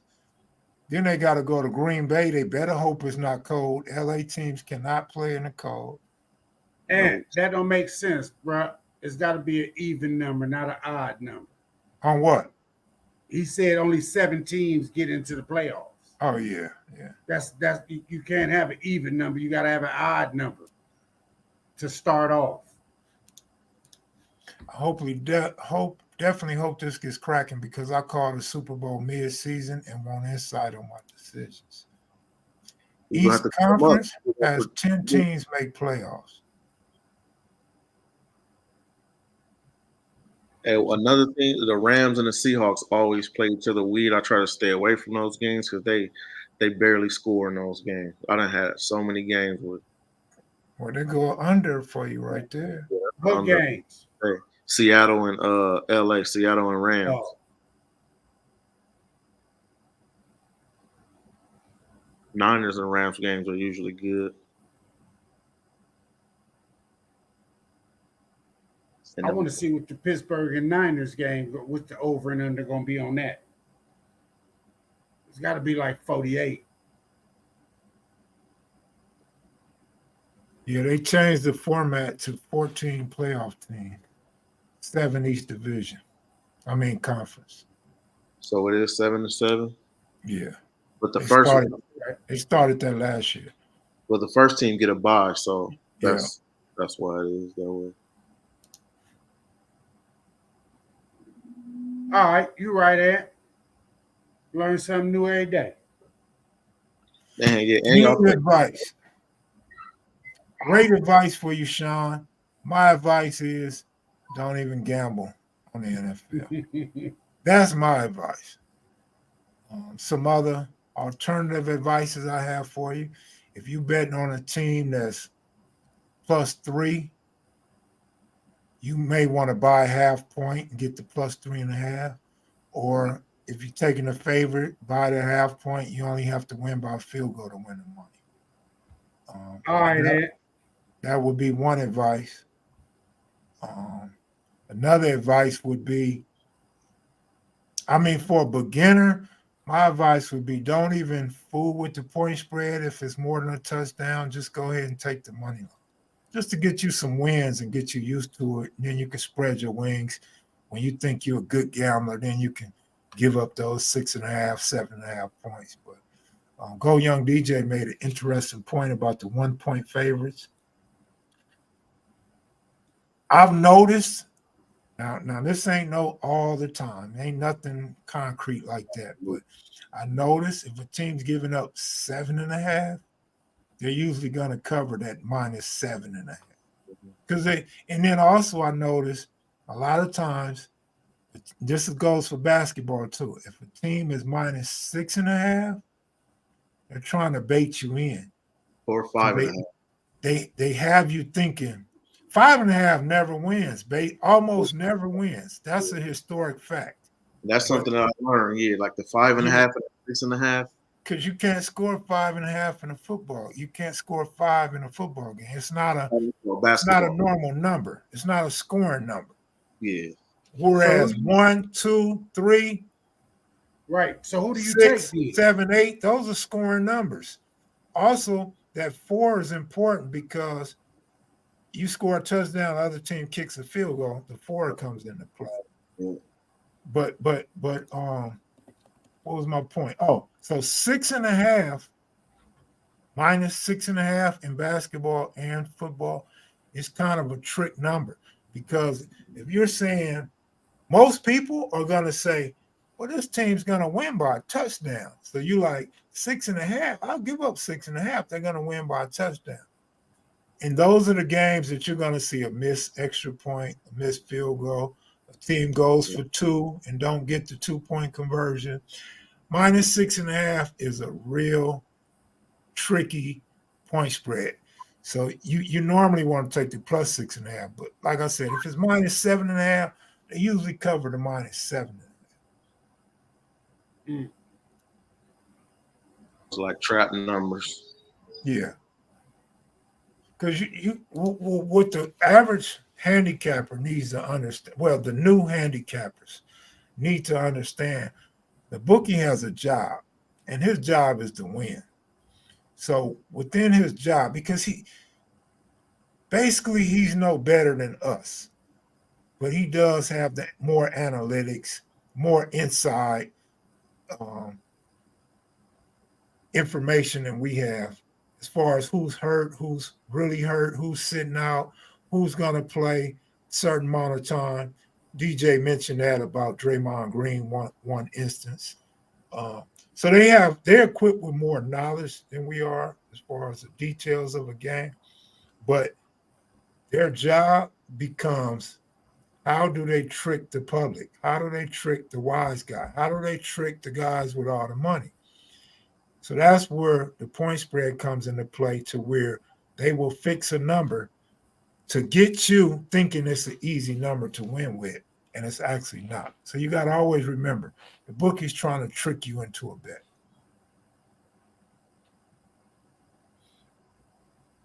Okay, Jerome Wallace disagreed with us on something, DJ. Of course, Jerome Wallace loses like we do too, so. I think you're talking about the trap numbers. Yeah, well, come on and explain, because he loses too. He's been caught up by the trap number too, while he disagrees. Yeah, if you've been betting, man, we all been through it, man. It's too many times I lost on a 0.5. That's why even minus 3.5, I'm gonna just buy the half and just 3. So 3 I push, anything over I win. So see, that's the advice I gave the new gamblers. Buy that half a point when it's 3.5 or 2.5. Get your NFL bets in earlier in the week to get better. That's true too. But now, see, I was big on that back in the day. I had to get the point spread as soon as it come out because I could beat the bookie. However, nothing is written in cement as far as a win goes. So what can happen early in the week? You can get an injury. Somebody could stub his toe in practice. Somebody could get a DUI and be suspended. Anything like that can happen. But you're right. Because early in the week, the point spreads are really more organic. As the week goes, the bettors change the lines a lot of times. So now you got a fake line, but sometimes that helps too, because a lot of times you just follow the money. And you got some professional gamblers, and that's all they do is follow the money. So they look and see where the money is going all week long. And you have some guys that go against the money shift because they know the public isn't gonna win consistently. The public is not gonna be cashing out every week in no sports book, in any sport. But then you got some that believe, okay, everybody's taking Pittsburgh this week, so Pittsburgh is the winner. And they'll jump on where everybody's placing their money. And that's where wise guys come into effect. Right. They don't care about all that shit. They have their own philosophies and their own ways. And usually they are the ones that's going to go against the public. So with week 1 of college football, it's a guy on Twitter. His whole thing is fade the polls, which means you fade wherever the most money, wherever the public is the most money, you fade that. So he posted that. It was like 7 different games he posted that. Every last one of them hit. And people was parlaying them just off of that. And they hit just off of fading where most people was putting their money in. Okay. He explained, but he still, at the end of the day, he's saying the same thing we say. It depends on who's playing, and nothing is guaranteed. So he said it all depends on the teams playing. One team can be on a winning streak. I like the 5 to 7.5 with favorites, but like I mentioned, it depends on who's playing who. Yeah, but 5.5, historical fact, the favorite rarely wins. Period. You can't take that away from the history. And it's like, why even risk it in certain instances? If I can buy the half a point at the 7.5, and it's gonna take my 110 down to like 120, 130, especially with parlay, it's worth it. It's hella worth it. It's better than a loss any day. Because if that team win by 7 and you got 7.5, you're gonna break your TV. You know what I'm saying? So just take the 7. Just buy the half, take the 7. Now, if it's something like 9, there's no point in buying a half on a 9. You take the 10. You know, Absolutely. by 10.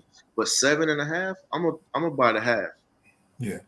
And I want you guys to know, because y'all, I know we're talking Chinese right now about buying half for points. Some places, so you got to do your homework. And maybe me and DJ will cover it over the next year or two. But some places you can buy a whole point. Yeah. You can buy the whole point. The odds go up a little higher, but it's worth it. It's worth it for your money. Especially if you've been big, like Jerome Wallace. It's worth buying that whole point, man. When you're dropping big money, that 1 point can make a big difference. I think I've seen up to like 2. You can buy up to like 2 points or something like that, or until 3 points. I think it make it a teaser. But even on most of these apps, you can just they got it right there. You just gotta select it and then buy a point, and you can scroll down, see how many you could buy, and might be better. Absolutely, that's a good point too. I was mainly just speaking old school, going into the casino. But on some of these apps, you could buy up to 10.5 points. The odds are going to be horrible. Yeah, but you can buy how many other points you want. I mean, that's a teaser. Yeah, it basically turns into a teaser. Yeah, but you can do more than a teaser. But then I think they limit how many teams you can do that on. And again, the pay is going to be so low, it's not even worth it. Yeah, but pretty much. So Jerome Wallace makes another point that I made earlier. He says he will just bet the money line, period. Yeah, when you betting big money, that's what I used to do when I was younger, when I had street money. I bet big on the money line, 1 or 2 teams, money line, and get that money. I got a story. I think I sent my sister to Vegas to bet 10 racks for me. Caesar's Palace, bet 10 racks on a 2-team parlay. And I wanted money line. And I believe I want the Packers and Cowboys, 10,000 money line. I sent her to Vegas. And she had been to Vegas for me before. So she makes the bet. I don't check with her, nothing. This before the cell phone shit. Well, the cell phones with FaceTime and stuff like that, and sending pictures. She comes back and she hands me my ticket, and she done took the damn point spread. She done gave up like 7 on Green Bay and 10 on the Cowboys. And I was mad at her, and I'll never forget, because my father, he wasn't in my business like that when it came to gambling, but he gambled a little bit too. And I never forget, he tried to check me. He said, man, look, you ever want something done right, you got to do it yourself. But he didn't understand. I was winning so much and so often in Vegas, nigga, I couldn't take a flight to Vegas every day, man. Then I can't hustle in LA, you know what I'm saying? Can't be with my kids in LA, pick them up or take them to school and all that. So I had to send people to Vegas. Plus, if y'all remember, at one point, Caesar's Palace wouldn't let me bet there. Caesar's Palace had banned me. The Mirage was trying low-key banning me too. Crazy. And so I sent my sister. She gives me the ticket, and my father was like, man, you just threw away 10,000. So I'm kind of mad. I don't want to talk to my father. Man, get away from me. You a hater. You know what I'm saying? Green Bay covered the spread. And Dallas ended up pushing on the spread. So I still got paid. It's a straight bet. You know what I mean? I actually made more money because she made the mistake than both teams on the money line. So I wasn't mad at her. It worked out for me. But, yeah, you definitely want to take money line when you bet big money like that. Hey, that's something a lot of people don't know with these sports books, man. If you win too much, if you're a consistent winner, they're going to ban you. They're going to want to not take your action. FanDuel, DraftKings, these apps, they the same way. You win too much money, they're going to limit you. And the most you're going to be able to bet is $2.35. One of my Caesar's Palace wouldn't let me bet, man. They made a million excuses. let me tell you just to prove my point without telling too much or too much unbelievable stuff. One time I got a homie named A-Rock. A-Rock is still living. He's a gambler. He was a ticket scalper. Been on the news when they done them things at different concerts and Dodger Stadium and stuff for scalping tickets. A-Rock, I took A-Rock with me. I didn't send A-Rock. I took him with me. So I paid for his plane ticket and stuff. So you know I was doing well if I'm paying for other niggas' plane tickets. And I told him what was going on. I gave him the money. Plus, I had to be there to make sure the homie don't run off with my paper. 10 racks. So I walk up to the window. I'll never forget. I wanted to bet on the Dallas Cowboys. They told me you couldn't bet on the Cowboys. So I'm like, why not? Like, it's on the board. He's like, no, it's off right now. It's not off your board. So I asked to see a manager. I talked to the manager. Manager made a million excuses of why I couldn't bet on the Cowboys. So I'm like, all right, it's cool. But A-Rock was with me. And I pretended to walk out the sports book. Of course, I only walked to the end of the sports book because I'm still watching the homie with my money, make sure he don't find another exit and leave with my money. The homie walks up and drops my 10 racks on the Dallas Cowboys. They just told me I couldn't even bet on the Cowboys. Yeah. That's how they do. Ain't that crazy? That's how they do. My one group I was in last year, the guy, so they had this thing where you could bet the top score of different games. So this is one dude on the Knicks, Evan Fournier. He used to be on Boston. So when Boston is playing New York, he like, wait, this is wrong. He like, they got him at plus 5,000. If DraftKings had him at plus 5,000, he should really be around like plus 2,000. So he said, I'm taking this. It's on y'all if y'all want to take it too, but I'm taking it. He put $1,000 on that at plus 5,000 odds. So, man, of course, Evan Fournier went off and had like 35 points. So he the top scorer. He hit for 50,000 off 1,000. Man, DraftKings even took his picture of his screenshot of his ticket and used it as promo. Was posting around like, yeah, this guy hit. This guy knows what he's doing. Blah blah blah. Man, the next day he tried to make a bet. That thing said max you could bet is $2.35. Man, that's crazy. Just like the Draymond Green bet. I didn't go too crazy on that because I knew they was gonna ban people and limit people. So people cashed out for hundreds of thousands and millions on that Draymond Green bet. The next day they couldn't bet at all. What was the Draymond Green bet? So I had explained it last time, but I'll try to make it quick. So the Draymond Green bet was this beat writer. He went on Twitter and he tweeted out that Draymond Green was only going to be in the game for like 5 seconds because it was Clay's first game back. He just wanted to officially be on the roster as starting for Clay's first game back. But he was injured. Draymond was kind of injured. So the beat writer tweeted on Twitter that he gonna come in for the tip off. He gonna commit a foul. He gonna immediately go out. So people, we ran to the sports books and tried to take Draymond Green because some of them still hadn't took his props down. Mind you, this is maybe like 20 minutes before the game started. So DraftKings still had it up. It was like plus 2,000 if you took all his unders points, under his rebounds, under his assists. So we did that. And took that, so it was free money. It was free $2,000 right there, or more. So yeah, they was real upset about. They tried not to pay. FanDuel paid out like that day, and some other sports books, but DraftKings held on to it for like 2 days after the college football championship. That's when they finally paid it out, but they was trying not to. But yeah, so a lot of people, and like I said, I seen dudes putting 5,000 at plus 2,000 odds. They was getting. I seen 50,000s, I seen 100,000s, and one dude that said all the people was sending it to him. They're like all their tickets. He said he counted up about 2 million that they lost just from our little group. So who knows, throughout the whole how much they really lost. So yeah, that was epic. They was talking about it on news and on shows and all of that. Yeah, that made the news. All right, so Jerome Wallace want to know if they hit me with the source of funds bullshit. Absolutely not. Never. I got a homie, little crazy boy, Marlon Washington, right? He went with me a couple times. to the Hilton, which is now the Westgate. So he knows this to be true. I just cite his name because he's a witness.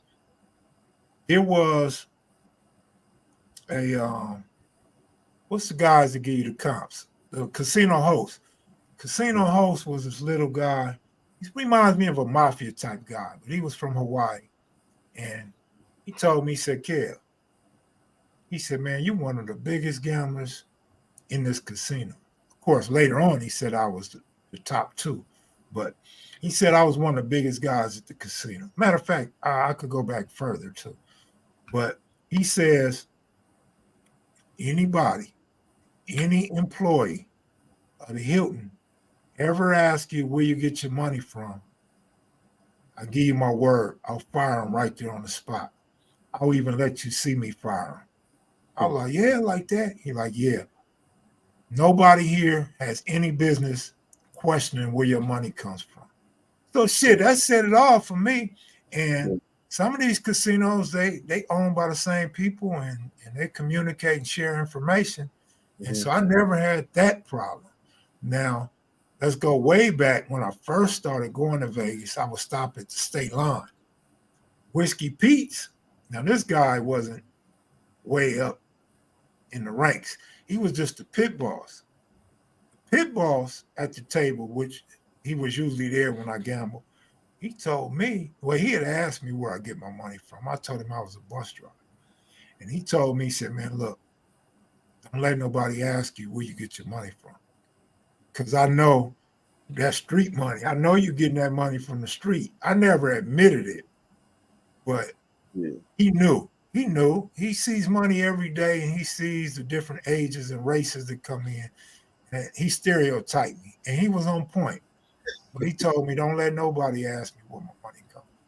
So bro, I've never been hit up about source of income other than the pit boss asked me that one time, but he wasn't sweating me. He was being nosy. Yeah, they really don't even care because that's not their job. They're not there to investigate where you get your money from. How would they know? They just run a business of, being a casino. Now, they do have to file paperwork if you come in there and put down over like 10,000 or something like that, or if you win over 10,000, or like you said, with the odds, you got to claim it if you hit anything over 300 to 1. But it's not their job to inquire where you got your money from. But their whole thing is beating them. They don't want to get beat. Even at blackjack, if you blackjack in the casino, do they make you, if you went over, say 700, do you have to sign a tax form? I think it's 12. Let me stop. He answered that question when he said anything over 300 to 1. No. The reason I'm asking that because in horse racing, anything over 700, you got to sign a tax. No, it's 300 to 1 in sportsbook. Yeah. So if you, and then like even a slot machine, if you put $1 in and win 700, they, you have to break bread. But it's 200 on slots. Okay, 200. Okay, well you still got to break bread. So, 1,200 slots. 1,200. 12. Okay. Yeah. Okay. Yeah. So sportsbook, nah. Now somebody asked a question, what if you hit 10 racks? Now that's up for debate because I've experienced a lot of different things at different casinos. Once 9/11 came, they got a little tight on you. Mm-hmm. And some casinos, if it's 3 racks. Actually now William Hill is so cold, nigga, they want you to show ID on damn near anything now. Yeah, even if you take money out, even if you deposit money, they want to see your ID. It's like, nigga, I'm putting money in my account. Like, that's crazy. Right. So shit changed, but no, 10,000, that's play money to them casinos, man. 10,000 nothing. They don't care about 10,000. Now I did get hit up. I got hit up at Caesar's Palace one time. I had won like 32 racks. Me and Shawnee Mac. The story I just did on Shawnee Mac getting an AK and getting into it with the homie Cal over a crap game. He was with me. And I think I told this story on the live stream once. But Shawnee Mac is telling me, man, well, he's telling the lady, Like, just some racist shit. Like, just because he black, y'all sweating him. Y'all don't sweat these white people. He's playing the race card. I'm not really tripping. So Shawnee Mac is pressuring me like, nigga, talk shit to them people, man. Woo. But I'm not talking shit. So when they finally decided to give me the 32 racks, being the asshole that I could be, I said, ma'am, I want all my money in $1 bills. And she said, what? I said, I want all $1 bills. So she went back there. She talked to her manager or supervisor. They pushed the cart back with all $1 bills. And I couldn't let it go on no further. I was like, you know what? Never mind. Just give me the $100 bills. Yeah. I didn't want no damn $1 bills. I just want the inconvenience they asked. You know what I'm saying? But she tried to sweat me. And this is Caesar's Palace. So they got a bad history with me. They also are one of the only casinos that made me pay taxes a few times. But hitting over 300 to 1 in any casino, you have to pay taxes. And I have seen different cases of different shady things and heard of different cases and stuff like that, them taking people's money and stuff like that. But most of the time you got action that's suing and getting your money back and everything. Even if, them let's say you're in a casino counting cards and they the security want to take you to the back room. Well, counting cards is not a crime. It's literally just using your brain. So that's like false imprisonment for them to take you into a back room and hold you against their will. So if they do that to you, they said, the lawyer said that's like an easy like 200 or 250,000 off the rip. Like, so like, yeah, like it's certain things with, with this stuff, your laws and stuff, and man, you could have a payday. See, a lot of people don't know. They have what they call a gaming commission in Vegas. They oversee all the sports books, anybody that do gambling in Vegas, they oversee the shit. 9 times out of 10, you could just call them and the problem's solved over a phone call. Mm-hmm. But either people aren't aware of it, so it goes further, or sometimes the gaming commission may not really understand what you're saying or believe you, and they'll side with the casino, but they will do an independent review of each case. And then, of course, you could get a lawyer and take it that route too and get the cash if you want to wait that long. Yeah. See, we just now getting all that gambling. You know what I'm saying? Where you can go to the casino and do all that. Man, I'll tell you, when I tell you I'm a vet, I'm all in. I am all in, bro. And I don't mean to say I know everything, but I know a lot. Yeah. And if you don't comply, they can ban you from gambling in their casino, period. Guess how I know? Same here, bro. Same here. Now, check this out. One mistake that still bothers me, and you know it's a mistake if it still bothers you many years later. I bet on a Laker game, bro. This might be the last time I really had some good, consistent money. I bet on a Laker game. I bet the first half for 10 racks, and I win the first half. I win the 10 racks. But I'm watching the game like everybody else. The Lakers lost the first half. Bookie made a mistake, and they paid out that mistake. So I get 19 racks, 19 something. Well, shit, this is free money. This is how I'm thinking. I'm not thinking like the guy that just wants to win or the petty broke guy. I'm thinking, man, this is free money. So I bet the 19 racks on the second half that the Lakers come back and win. While I'm sitting there watching the game, a crew of people from the back come out, say, Kev, we need to talk to you. Talk to me about what? They say, you have a choice. You can get up and leave with the money, or you can pay us and we ban you. I mean, you could pay us and we don't ban you, or you could get up and leave because we're going to ban you. I regret that I didn't just get up and leave, but I had already bet the 19 racks back on the second half. So I go ahead and I give them they 10 racks. And then I lose the second half, which I would have never even bet no 19 racks.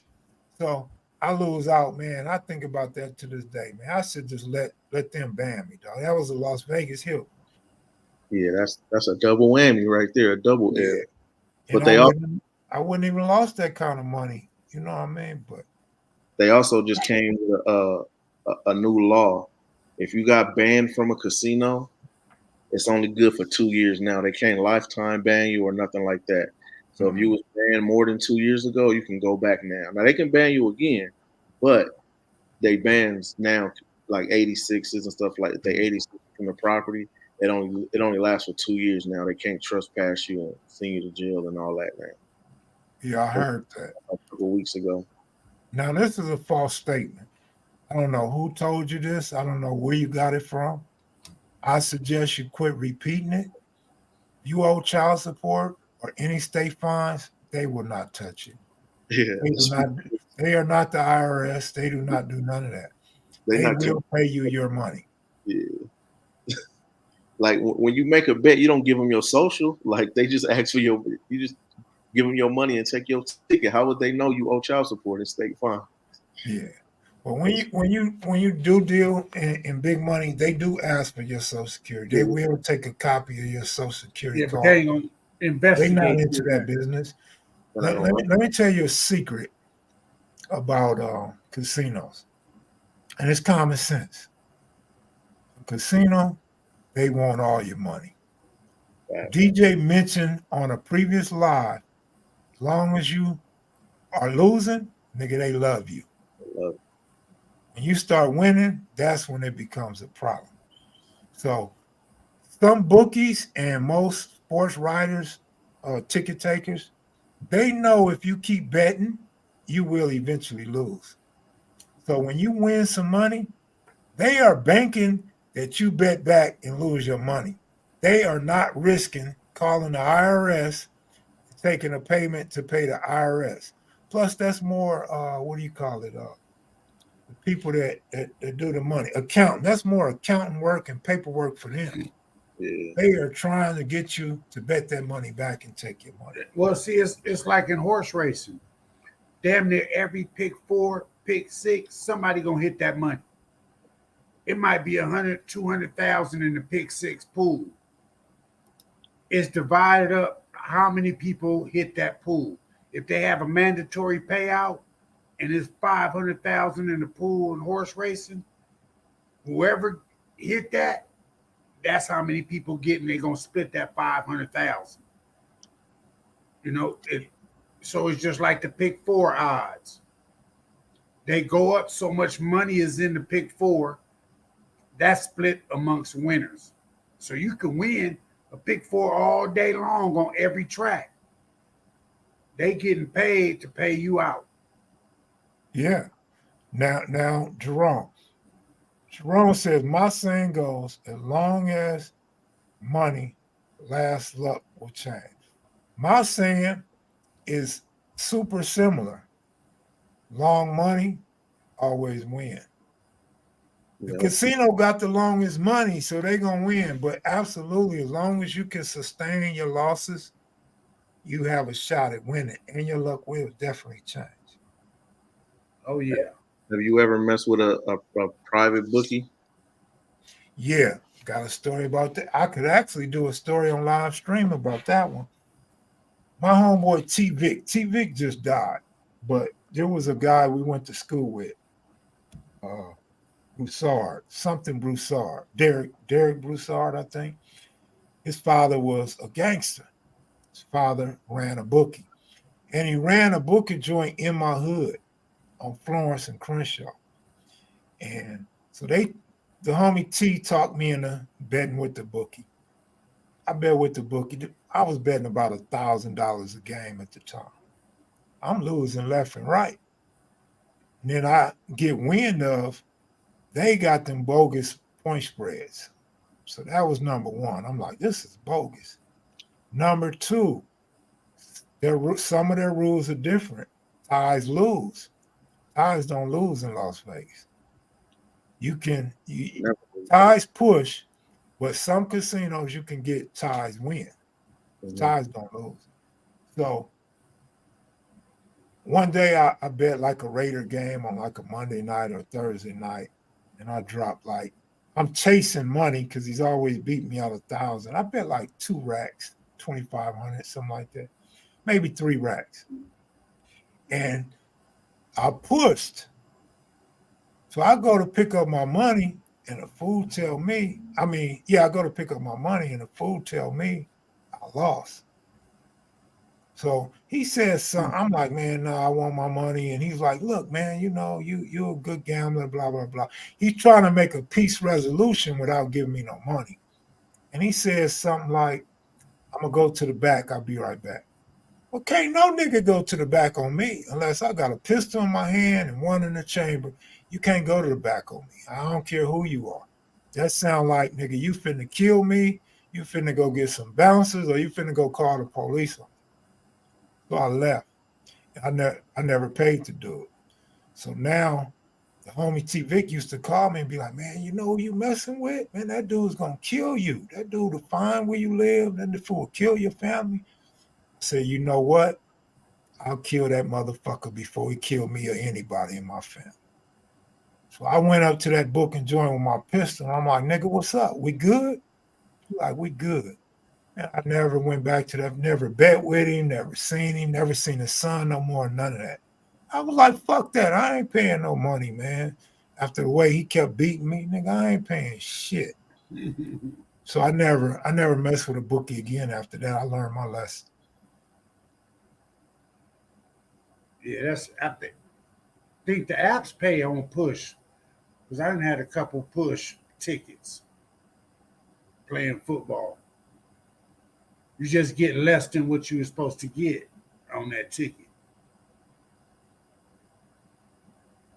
And so he hit a 11-team parlay, only $5. I don't know why I was doing you like that. Maybe because it's a Republican state. Maybe because a Republican National Convention is in Iowa. I don't know, bro. But next time, get him a fake Social Security. You know, if you got to travel to downtown LA and get you a fake Social Security card, do it, man. Because they shouldn't be in your business like that, bro. They're going to lock you up, man. Don't give them no fake social, man. One of the dudes out here got caught up like that. Yeah, you're right. That's criminal. I take that back. But look, bro, they shouldn't be in your business. Find a way around it. Yeah, get you a lawyer. Call you a lawyer, man. Yeah, I ain't never. But if you betting $5, I don't know if you can afford a lawyer, bro. I ain't never. Hey. It's gonna cost you a over whole bunch 10 of racks. $5 bets. Well, what I'm saying is, it's gonna cost you like 10 racks to get into the court. So. Oh yeah. Depending. But are y'all familiar with any like Vegas dudes that's big gamblers, like through social media or anything? Like some of these dudes that like sell picks, like Vegas Dave. Yeah, I mentioned Vegas Dave in my book, I believe, and I know the other Dave, the Black Dave. But Vegas Dave one time, man, I done seen Vegas Dave. His wife come in there, throw shoes at him and water bottles at him and call for divorce. And Vegas Dave was raking his wife's bank account. His wife, parents. I didn't know about the parents. I'm speaking for right there in the casino with the fool and knowing. Now, Vegas Dave, apparently, from what Vegas Dave says, is he was hitting. Him and his wife had a joint bank account. So he was hitting and he was putting the money in their bank account. So he says he made the bank account fat. She say he ran through $3 million out the bank account and she didn't know he was taking the money out. Damn. So they was supposed to get a divorce. I don't know if they ever got a divorce again. But quick Vegas Dave story.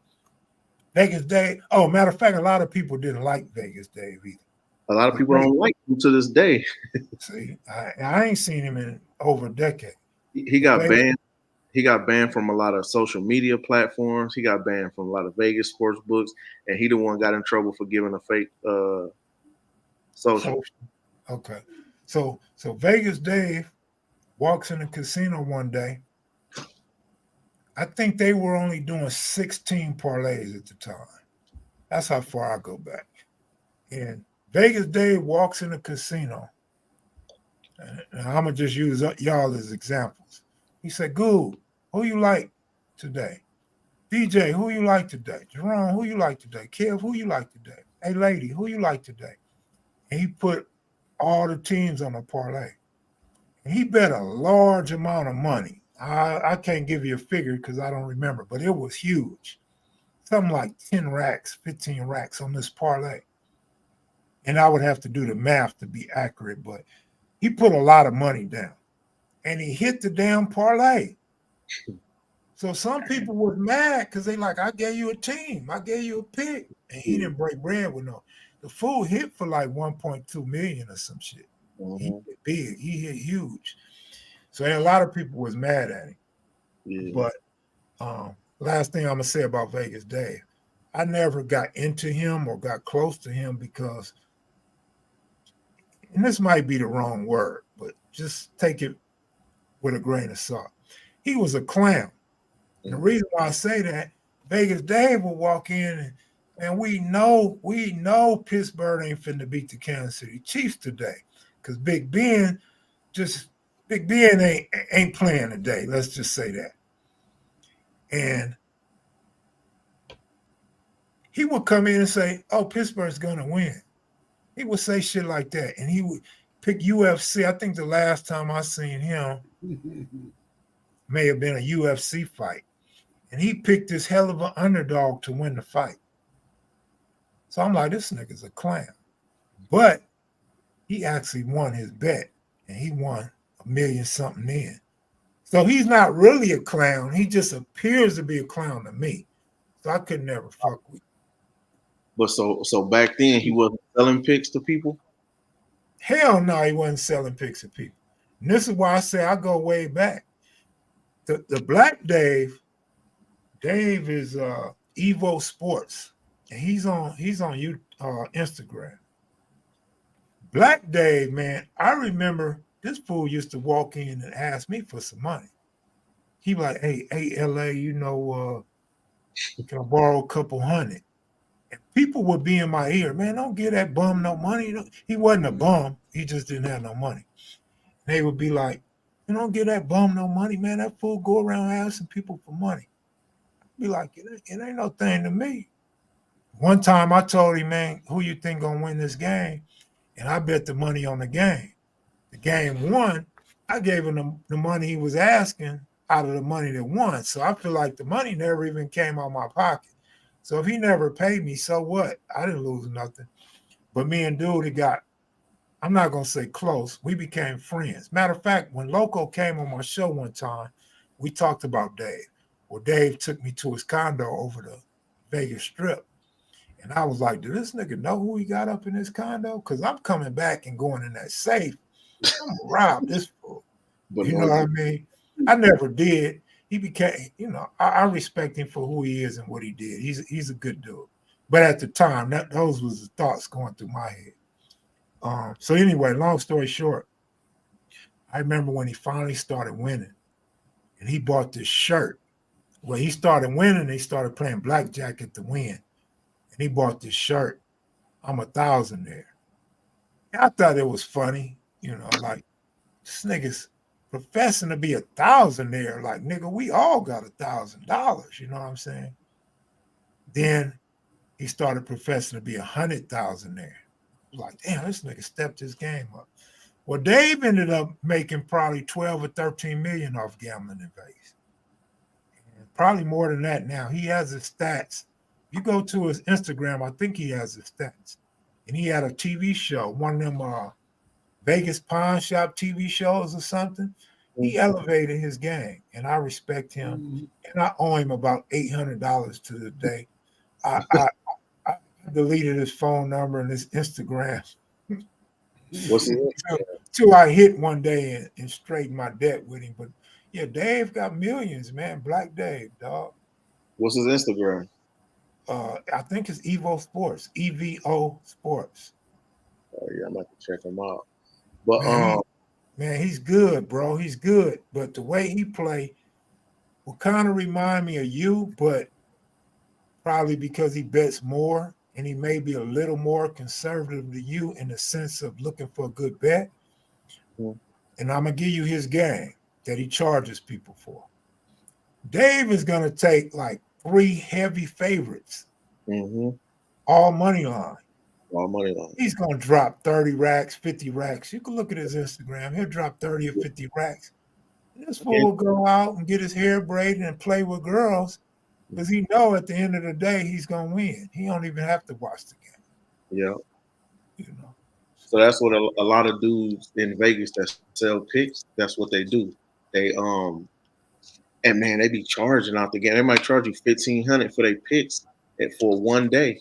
So that means you already down $1,500, and you gotta, you gotta come back from that. So they're gonna give you one favorite. They're gonna give you one money line favorite. It could be Angels money line. You know what I'm saying? They might be minus 220. You know what I'm saying? Now they might go put 220,000 on it and win 100,000, but most people ain't got it like that. So you know what I'm saying? You still, you gonna put, even if you put 1,500 on it, you ain't gonna make, you know what I'm saying, what they make. But they get their money from, showing a lifestyle and making it look like I got this Lamborghini from this, I got this big house from this. But now you really got it from the people that's paying for your picks, which is cool. But it's like, show your record. A lot of times they don't show their record, and so you don't know if they winning or losing better. So you done paid $1,500 to this dude and done lost your money. So there's a documentary that I think everybody should go watch on Showtime. It's called Action, and it has Vegas Dave in it. It's like a documentary. They follow him. They follow a couple dudes in New Jersey, a couple other dudes that's like real professionals that really make money. But if you watch that documentary, it gives you a feel on it. You know what I'm saying? It gives you a different perspective to see how sports gambling go and to see how these dudes that sell picks, how they are. Because he going online, he giving out this pick, and then he's sitting in his parents' house, you know what I mean, watching the game and then losing. Now you got 1,000 people that's mad at you. You know what I'm saying? So it's not easy, but that's why I don't like to charge picks, and that's why I don't like to give out free picks for the breadwinners. Because as long as I'm winning, I'm happy and I'm gloating. But when I give y'all losers, man, I'll be so fucking depressed, man, and I don't want to talk to y'all no more. But look, kind of sarcastically, but seriously, they could follow me around with a camera back in it, but they never did. The reason why I say that, there was this little white guy. Last I know, he was still in Vegas. It's a little white guy. He moved from another city out here to Vegas. He wears glasses, and he lost all his money. I think he came from Hawaii or something. He lost all his money. So he ended up getting stuck here and decided he's going to make a living off gambling. Of course, he went and worked some odd jobs too, because gambling ain't that easy to make a living off of. Right. Long story short, this fool was on 60 Minutes. I seen a nigga on 60 Minutes, and he was one of the best gamblers that they knew of on their radar. And I'm saying to myself, man, this fool don't bet no money. This fool be betting small money, and he loses and he works a job. I was saying to myself, man, they should have had me on 60 Minutes. But let me give you some game. Give you some game, DJ, and to everybody listening. All of them dudes that's selling picks, DJ alluded to, living a nice lifestyle. Ferraris, Lamborghinis, these big old condos. That's not really the game. That's not really the bulk of their money. Where they getting their money from, people at a Ferrari dealer are saying, here, man, advertise, you can drive this Ferrari for 30 days or 60 days. We want that on the show, or we want you to tell people to come to our dealership. So that's how they get a lot of money. People with Rolex, people with jewelry, it'd be like, here, man, wear this jewelry. Tell them where you got the jewelry from and stuff like that. And then a lot of these dudes, like hypothetically, but in real life scenario, me, Goob, and DJ might be winning. And we having a good time. We making all the noise in the sports book. And we may have some cameras follow us, or we may not. But we got 5 or 6 fine-ass bitches with us. Typically white, possibly foreign. We got some bad bitches with us. So what happens is Floyd Mayweather comes in. He sees you with these bad bitches, and he want one of the bitches. So like a pimp, like Sugar Free, boom, yeah, endorsement. Boom. You tell the bitch go on with Floyd, you know what I'm saying? Bring back 100K. You know, they basically side pimping, bro. Because they gonna tell the bitch, nah, you with me. You like, I pay for you stand with me and all that. But no, hold on. Cause you ain't my bitch. You ain't my wife. Go on with him for the night. Go spend a week with him. You know what I'm saying? So they eating it so many different ways, bro. Which is smart. It's very smart, but only a person that's winning or have endorsements can continue to create more revenue because they look good. And now you're dealing with a Phil Ivey. You're dealing with a Charles Barkley. You're in a whole new class, a Michael Jordan. Right. That's what I'm trying to get to. You know, so I'm trying to do the same thing. I'm trying to get this clout up, and you know what I mean? Because I know I'm good at this. I'm not saying I'm the best, but you know what I'm saying? I do my thing. So I'm like, if they could do it, I know I could do it. You know? Yeah. Jerome Wallace says, Kev, you admonish the people that's gambling is no joke and that you must be smart when doing it. That way you don't have to trip when picks don't come through. We all lose. That's expected. Yeah, but like you said about Mayweather and like DJ is saying about these guys, they will lead you to believe that all they do is win. So that's game too. You lying. You being deceitful to the public. I share my wins and losses in the book and on the live stream. Nigga, I stay broke. Nigga, I stay with no money. But I've had big wins and I've been with some fine women and I bought some fine things in life. Had a couple of properties, owned right out, stuff that I own, cars, houses, condos. You know, I could speak to that. But at the end of the day, I'm compulsive. I go all in, like DJ said, and I lose. I lose more than I actually win. But I don't lie and deceive people. Right. And that's what's good about the Discord, because like they're gonna stay up there. You're gonna see them. You could go back and see this bet hit, this bet didn't hit. You know what I mean? I'm not trying to deceive nobody, put no wool over your eyes. I'm not even trying to feed nobody's habit, because I don't have bad habits. Like I don't smoke, I don't drink, I don't just throw money away like that. You know what I'm saying? I gamble. That is my one bad habit, but like I said, I do my thing at it. So I'm trying to win. I'm chasing wins. I'm not even chasing odds. Just win. And I'm gonna go another 18 minutes, y'all, just so y'all know. Y'all have a heads up. I want to say one thing about Floyd real quick. I don't remember the year. Of course, we could look it up if we had to. In fact, if I do a story on it, I'll look it up. I don't have my tickets and stuff no more or my notes, but it's nothing to look up again. Kawhi Leonard played for San Diego State. And I was watching San Diego State, and I was like, man, this kid is good. This kid got defense. He wasn't really a scorer back then. I'm like, this kid got defense. And he make his free throws. I'm liking this dude. I'm liking San Diego State. I got a partner, One Shot, that's part of TMT, one of Floyd's partners. And we all gamble, and he gambled with Floyd. And Floyd used to drop big money. So one day, out of desperation and out of a future, hoping for a future in gambling, I hit One Shot, and I'm like, hey, man, look, tell Floyd to bet on San Diego State today.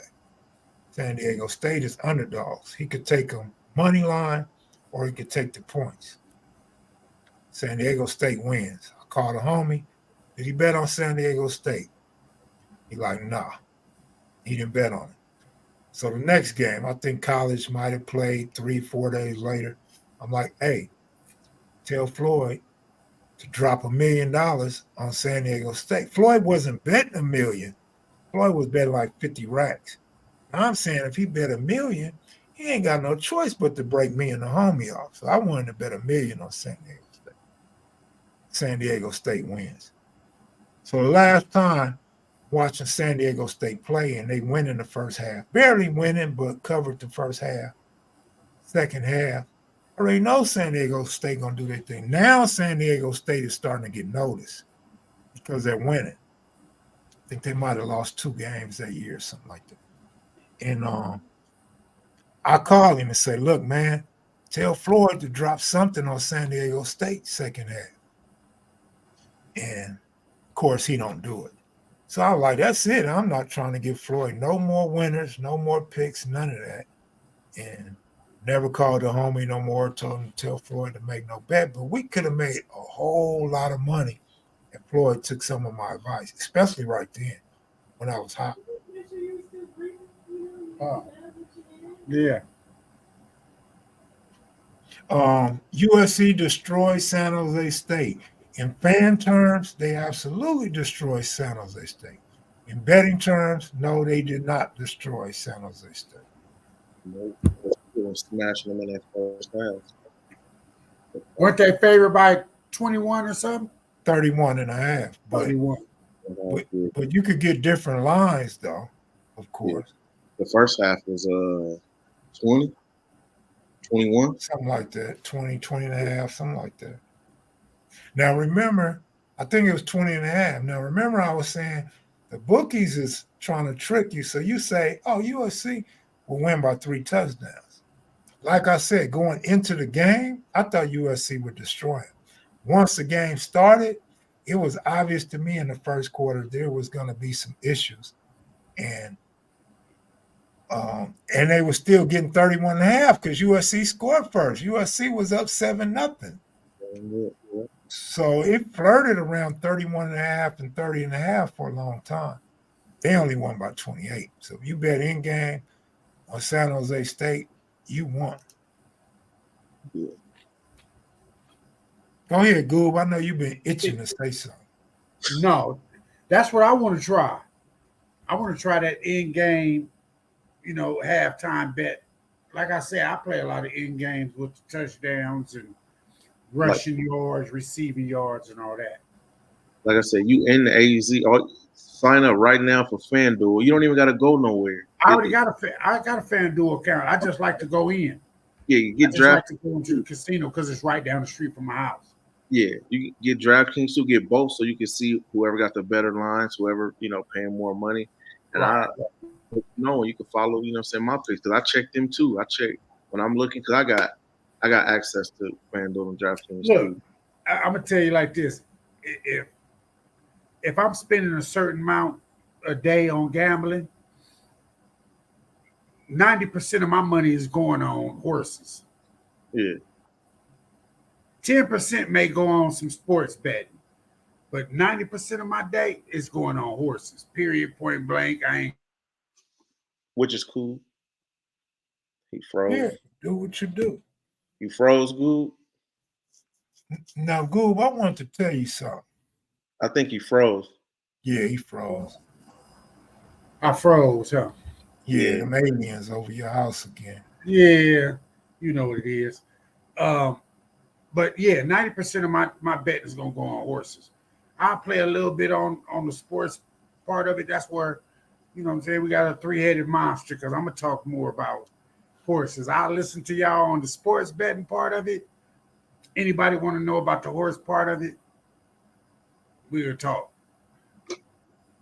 Yeah, hopefully, over time we'll be able to break everything down because I know people still want to know about odds and parlays and money line, all that stuff. We'll wait for the right time. And it'll all come out through casual conversation. Look, Jerome Wallace said exactly what I spoke to when this stream started. I said any college football fan, specifically a USC fan, knows their defense is suspect. The defense is not that good. And see, that's why I say only people that gamble really know these things because I got homeboys and homegirls that love USC. You can't tell them that their defense is that bad because they winning games. You feel me? But us, we like, well, shit. We thought they would blow this team. San Jose State has no business hanging with a USC team. At all. That's actually sad. You know what I mean? That they did that. But just like last year, and that's why when I put out that bet in a Discord, I said I took the first half. That's what I would do last year. I would take them first half because they're gonna blow the lead because them DBs gonna get burnt at the end of the game, and the other team is gonna come back. So it was no way I was gonna take 31 and a half on them, especially in week 1. But I thought they would at least clear that first half, but that's not what they did. But that's usually how they do. They run it up in the first half and they give a lot of it back in the second. That's the trend with them. But did y'all see the baseball play I had put the seven bet parlay? Yeah, No, with you hit it? Otani. Yeah, with Otani and Betts. But man, if I would have just put Betts, it would have been good. Betts did exactly what he was supposed to do. Otani didn't do nothing, man. He went 0 for 4. Well, you So, know, Otani is hurt. Yeah, but remember, he done had 2 games after he was hurt, and he balled out those last 2 games. So this game, he put up an egg. But that's just what I be saying. With my luck, when I put together too many like that, it just don't work. So I'm gonna run the same thing tomorrow, but I'm gonna do it separately. I'm gonna do Betts and I'm gonna do Otani, but separately, not together. But they props are gonna be parlay. I'm probably gonna take bases, RBIs, and runs scored. Right. Well, that's what's been killing for me, and it would have hit for me today if Otani would have showed up. Well, but check me out on the Discord. Whoever come on there, I'll give some picks between Wednesday and Monday. You know what I'm saying?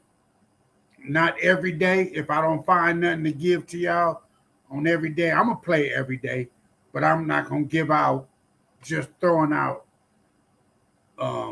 plays just to give them out every day if I don't think they solid. Like I say, I don't want to post nothing. As far as my tickets beforehand, just think it's a jinx. But I'll give out the tickets that I play.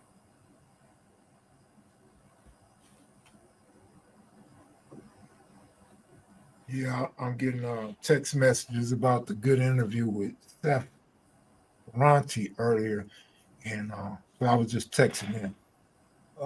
I am a fan of his writing, and I was curious how he got to Netflix, and that's why I wanted to interview him. But one thing I'm gonna say, good and bad. I guess it's bad. The good thing about him, his work ethic is awesome, and he got degrees, so he can write, and he can, he's good with punctuation and sentence structure and stuff like that. So he paid his due diligence. He deserved to be there. Thing that I was gonna say was bad was we know his skin color can get in places that our skin color is not gonna get us. Right. And the reason why I don't expect him to work with me or have time to work with me because he's in the game now. So I'm too small for him. That's a waste of time. But the reason why I said I would like to work with him one day is because of his skin color and his conversation. And he's building up a great resume. So he would be one of the guys that actually could get me in. And I know because he was interested in writing me and he liked the magazine and he did an article on my book. So I know there's something there that he likes or respects about me, or at least thinks is a good story. That's a lot further than I get with other people. So I would like him to be on my next team when we go in and talk to these executives and producers. Yeah. I know I had told you before, I got this really this good camera, but I never, have the time and opportunity to use it. But I got a lot of things that, that I got in my mind that I want to do in shooting some real, cinematic type stuff and some different stories. So yeah, that's why I was really interested in that too, and how he got up there to Netflix and Amazon, because that stuff is not easy. To even get your stuff to the screen, even if it's a documentary, but with this YouTube, you could, put it up yourself to a certain degree, but obviously you want the big bag, but even like when he said he got some money, but he can get that big bags, but it's still stepping stones to that. But that's definitely something I'm looking at getting into. Yeah. Yeah, I don't know, man. I would like to get my book, my story on the big screen. That way I can stay away from all the gang history because I wasn't there when the gang started. And you still got dudes that's still alive that can tell their story, but can't nobody tell my story like I can tell. Secondly, the reason why I feel this way, because if you known me, follow me on live stream, I've never wanted to get to the big screen. I had no dreams of getting to the big screen. But all this came about because the reviews, my reviews are great. I remember AC or somebody came on and was bragging about they had 4.5 stars. Nigga, I had 5 stars. Nigga, they love that book. So maybe it's because of our genre, whatever, that people like it. But I'm saying, man, got to be some rich motherfucker out there that should feel the same way everybody in the reviews feel about the book. And could put that money up with no problem. It wouldn't be a big risk to them. But whatever, man. Y'all go on and wrap it up, man. Y'all got 5 minutes to wrap it up. It ain't no middle school or high school sports betting. What? Yeah. Nigga, you better go to that school and be on campus if you betting on that shit. Yeah, that's way down the line. Hey, did I get put on timeout or something? I don't see my comments showing. I was trying to put the link in there for the Discord. Comment right there, bro. Yeah, there was a link. You know we're not gonna time you out. You the co-host. You do the time out. Man, I try. Now I ain't got no bench, but I gotta give it to you then. I tried. Like I kept trying to put it in there. I wasn't seeing it pop up. But yeah, man. I guess I'll start closing it out. Man, first of all, I appreciate the opportunity and the platform. Man, I even got recognized the other day at work. Like, I see you on that Kev Max. So I was like, oh man. And then some other dudes, they said he had told his homies, he said, man, they said, I didn't know you was a YouTube star. I said, nah, man, I just started, man. I'm just trying to do my thing, you know. I appreciate Kev for the opportunity. Cause, man, me and Kev had went off on me one day in the chat, man. I thought we wasn't cool, man. I thought it was me. You know what I'm saying? Over sports, man. Cause I said college is betting on kids, man. I don't be taking it that I don't be betting a lot because it's betting on kids and they don't care. But yeah, man. No. I just take that to heart because actually the kids play harder than the pros. Especially a pro that already got a big contract. And especially in baseball, but it happens in basketball and football. Them dudes don't want to get injured, man. They done already made it. They successful. And the kids are trying to get to that next level to become successful. So they're more competitive and take the sport more serious. Plus, when you're young like that, you can really give it your all, man. Them injuries, most injuries, man, you get over that shit right away.